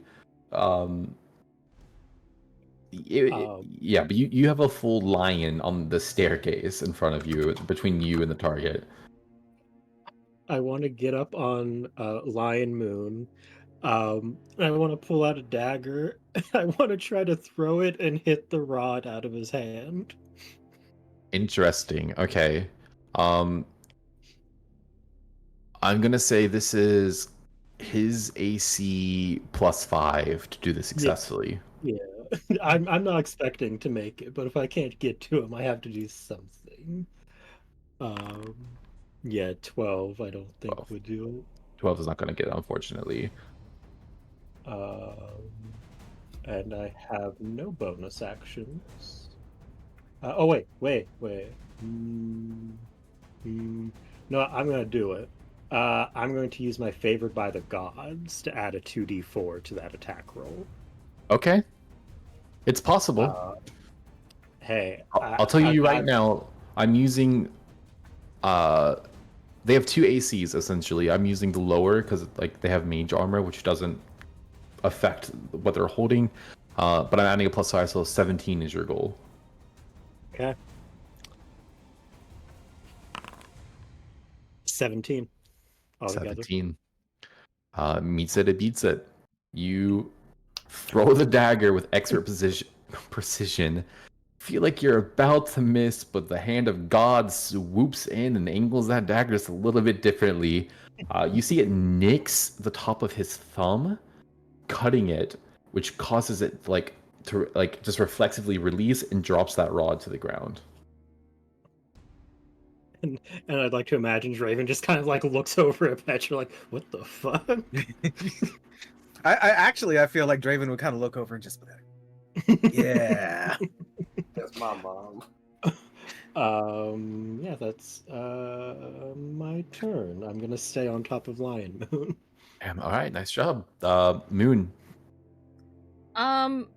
So he dropped the rod, right? Where am I next to him, or like what's the staircase situation here? I guess staircase is Giovanni and Hazel are kind of near the top. Hazel has like ran out though, or is like about to run out. Was the first to leave it. So I think Draven kind of went and then pulled him back. He's kind of like at the top of the stairs. Giovanni's up in that mix as well, and then there's you, who's kind of blocking off Petra behind. Would I be able to? Could I like grab the rod that he was holding, or am I body blocked? Because he dropped that. I don't know if it rolled down the stairs at all. He drops a rod. It's a cylinder, so I think it would roll. So there's a good chance it's like plink, plink, plink at this moment. Yeah, I might just grab it. We're trying to head down the stairs though, right? That's our. Seems that way, yeah. Yeah, I don't know. I think Moon's ears just like perk up and he goes a little animal mode and is like, like picks it up, and he'll just go reversing downstairs, to where the hole is. I have 50 feet of movement speed as well. I don't know if there's an action to pick it up though. It's not an action.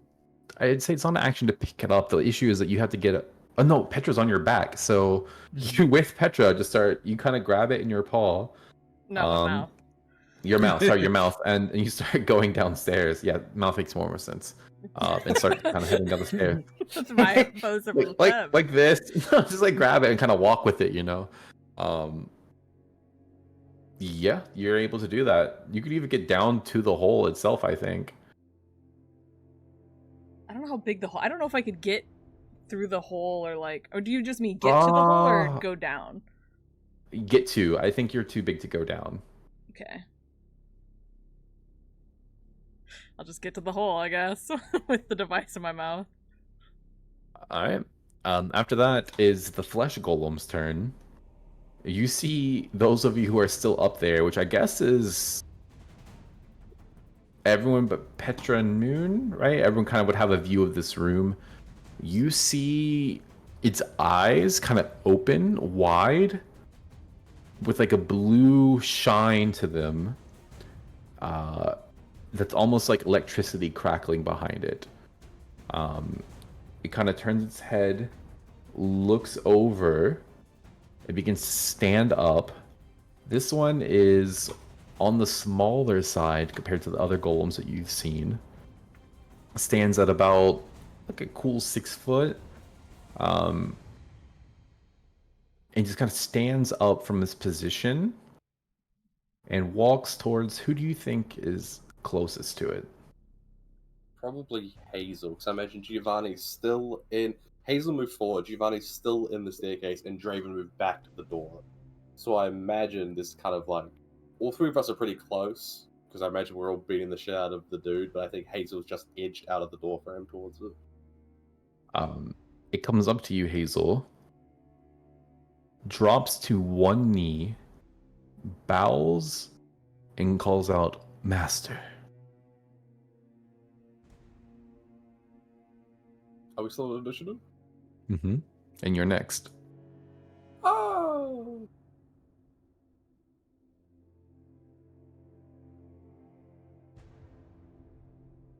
Remain here.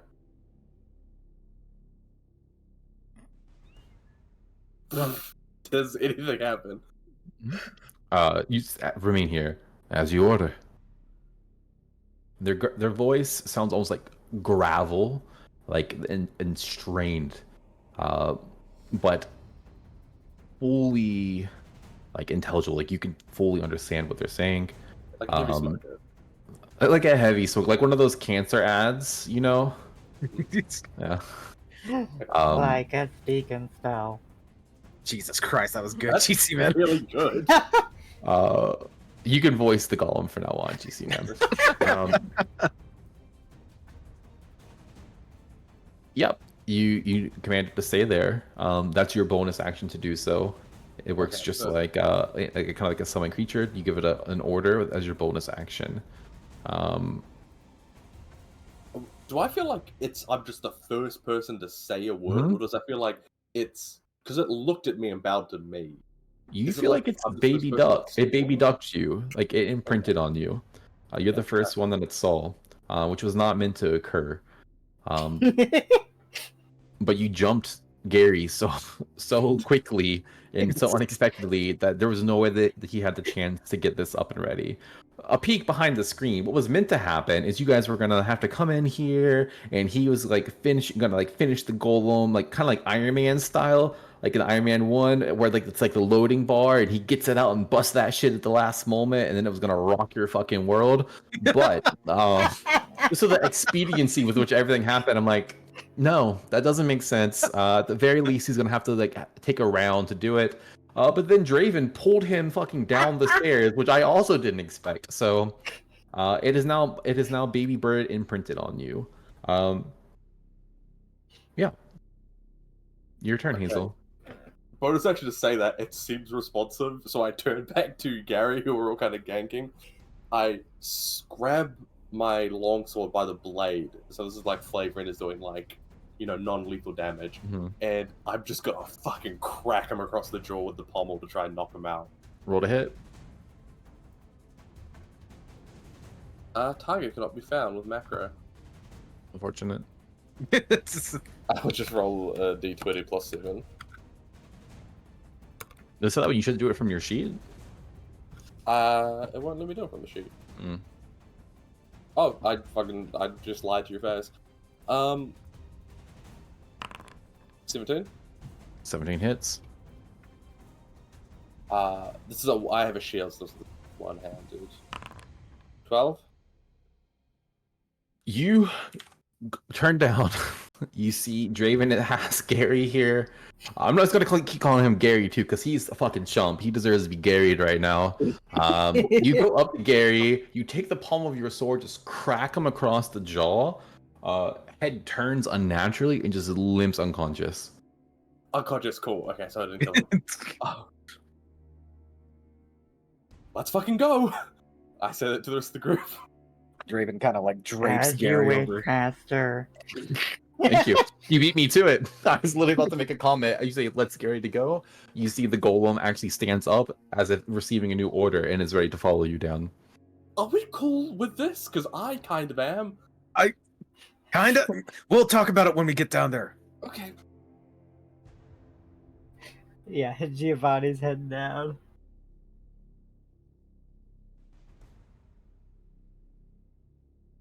Yeah, so this creature just follows you down. You start going back towards the sewers. Super quickly. Mhm. Can I read the runes on the rod in the lion's mouth? As to make sure this isn't like a distress beacon. Like he's like, I've been fucking ganked. Follow me. Roll me Arcana. Dude, hazard or element, fighting rogue wizards in the sewers. This is her jam. I don't even know why that's the music. I don't. No, we deserve like chill music. There's no threat. This is no threat right now. That was a fucking cakewalk. Natural 20 for a 27. Holy shit. Okay. Yeah, Hazel's in her element right now. You understand that this is a control device. You can tell this was exactly what was supposed to be slotted into those earlier versions of the golems to like give you control over them. However, this one seems to be working externally. As you grab it, you have a sense this is what powered the golem. You could turn it on or off with this, you suspect. And also, whoever is holding this, their commands will be the ones that it listens to primarily. However, it is, even though it's like imprinted on you as its master, if someone else had this, you know automatically that person would have full control over the golem. Okay. Just holding it, or Mm-hmm. they pressed it? So I will say it's almost like a magic item that you would attune to. It wouldn't take an attunement slot. Actually, maybe it would. It's like you have to like attune to this item, yeah, and then it gives you full control over the golem. Though you have control without attuning to the rod. though if someone took it from you, they could then wrest control from you. Yeah. If that makes sense. I'm like default, but that is Your like default, primary. correct. Yeah. Mm-hmm. Are you still a lion, Moon? Yeah, he's still a lion. Okay, I think Hazel just not really thinking too much of this is Moon. It's like, good job, and like scruffles your hair. Alright, we should go back to your house, picture? First, I have to ask the question: does this perfect golem look familiar to any of us? Does this perfect familiar? Roll me insider perception. Just Everyone real is just scared Petra. Petra for the moment. I'm just real scared that it's Niroglods. 22. 22.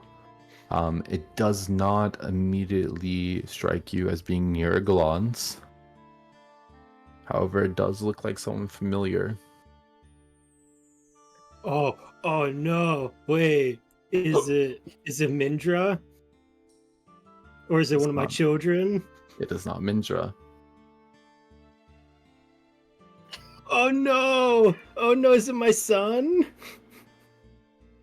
You notice the face does have an uncanny resemblance Uh, to Vicaros.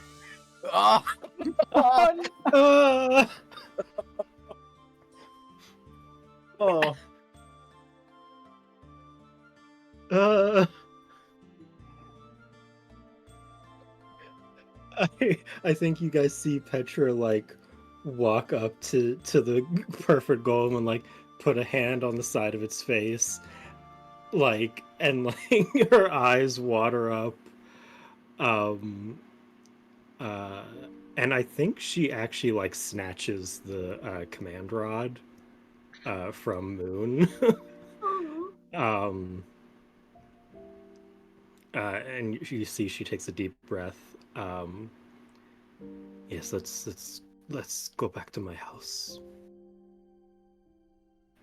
Hazel, can you go ahead and roll me a perception check as well? You'll Oh, be the no. only other one who would notice. This is gonna be dog doo-doo. 11. Nope, nothing. You're good. Before we jump back down in the hole, Draven's gonna get another one of these meat hooks and wrap Jerry with it. And hey, Gary? Gary, excuse me. Jerry Gary's is living his best infinitely life. more useful. Jerry got his kinky back. He's a good type of Jerry. He's back in the game. Sorry, real quick. Canonically, can we say that we threw our room key for the night at Jerry's unconscious body? Sure. So he has a place to stay. Very kind of you. And again, using the curtain that has been ever so useful this entire campaign, Draven is gonna gag Gary with it and make sure he can't talk nothing on the way back. All right. I'm gonna say we're down to half a curtain now. Yeah. The curtain. God with this curtain. Yeah. Is this golem nude? It Is he is, just- but has is he just no like weighing out? defining. No, it is nude, but it has no defining like gender or like Okay. anything like that. It's like a Kindle. Oh, okay, that's what I was gonna ask. Okay. While all of that's going on with the Petra talking to, more like all that, Hazel's gonna run back up the stairs to like his study. Are there any like notes, anything of value, anything that like led us to him from higher ups? Just general information, like the trope of like open the desk and all the letters, anything like that. No, there's a ton up here actually. Go ahead and roll me investigation. You're gonna get some no matter what. Wow. 8. Okay. You're gonna get some no matter what. Because some of it's just open, like out. You're gonna find a lot of notes on golem creation. A lot of notes on golem creation. Meticulously detailed notes, as in which parts are from which cadaver. They're unnamed, but they're like given like A1 or like codes like that. things that like the trial and error, and if you like just peruse through them like real quick, it's almost like gut turning. Like like tortured subjects don't work as well as ones killed quickly, like just shit like that. It gets real dark if you like see it.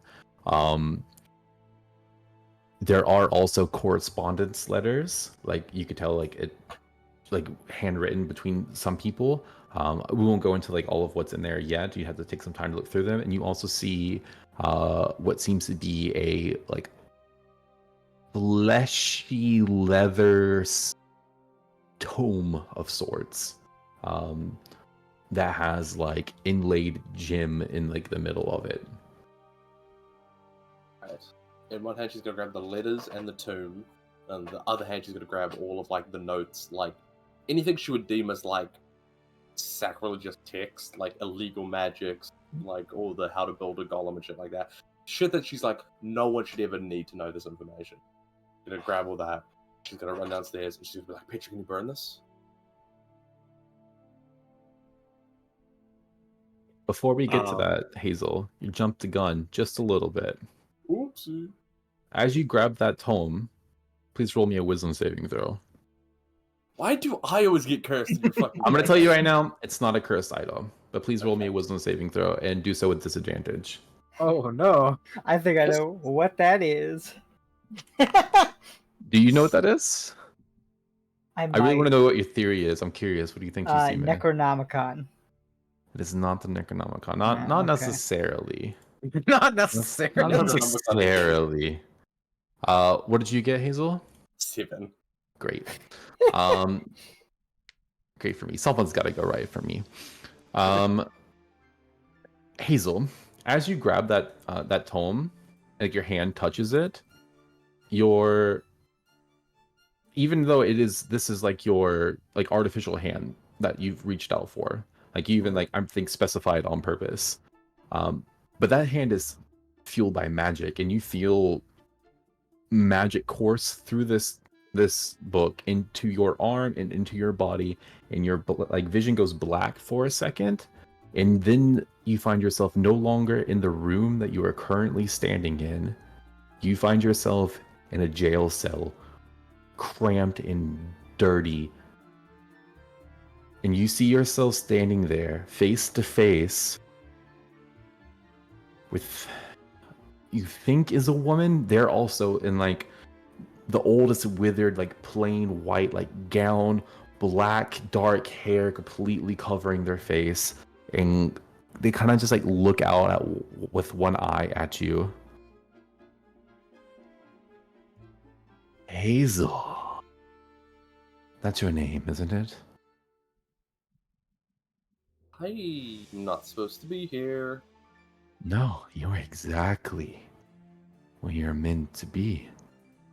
Super cool. I looked down at my hand. It's the middle arm, right? It is the metal arm, though nothing you're holding is there. It's just you. And you also notice you're not even in your armor. You are like stripped, like pretty much bare before this figure. You're not like really there, but like it's almost like a portal version, ethereal version of yourself that is here in this moment. I see. Ah, yes, I see. Okay. And their eye just kind of like starts like, you almost see it like rotate in its head, as it kind of looks at you. They turn their head a little like crooked to the side. It turns back. Everything I need to know. Oh, this could not be more fortuitous. The little knight that never could be. Oh, how you've longed for a power that I could give you. That big, bad Ethbert, I'm sure you'd like to take him down, wouldn't you?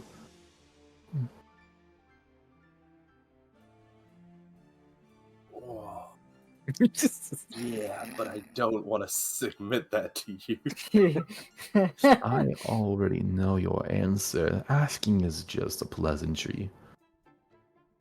All I need for you is to agree. I can give you what you've lost, Hazel. Right here and now, and even more. more than you would have had on your own. Doesn't that sound enticing?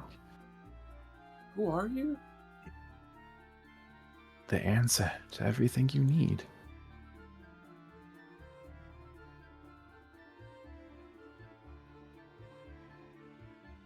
Is asking also just a pleasantry? No. Can Hazel make a wisdom check? She can. Also, is Hazel just standing still? Like how This long? is happening in like an Okay, instant for yep. everyone else. Gotcha. 17. No. Send me back now.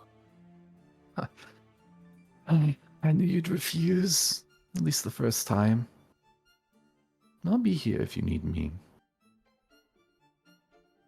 In the meantime, feel free to peruse this book and take what you desire from it. Until then, your vision comes back and you're like mid-run down the stairs.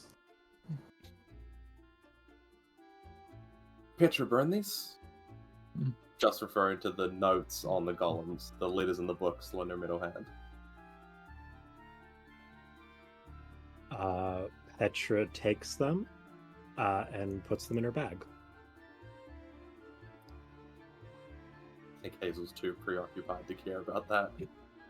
Alright, we need to go now. Back down into the sewers, fleeing the crime scene. And I think that is where we're going to end today. Hell yeah. So thank you for joining us. Glad to be back 2 sessions in a row. Love yourself, love others, love flesh golems. Stay hydrated. Yeah, that's it. That's the one. All right, till next time. Bye-bye. Bye. everybody. Mother. Oh.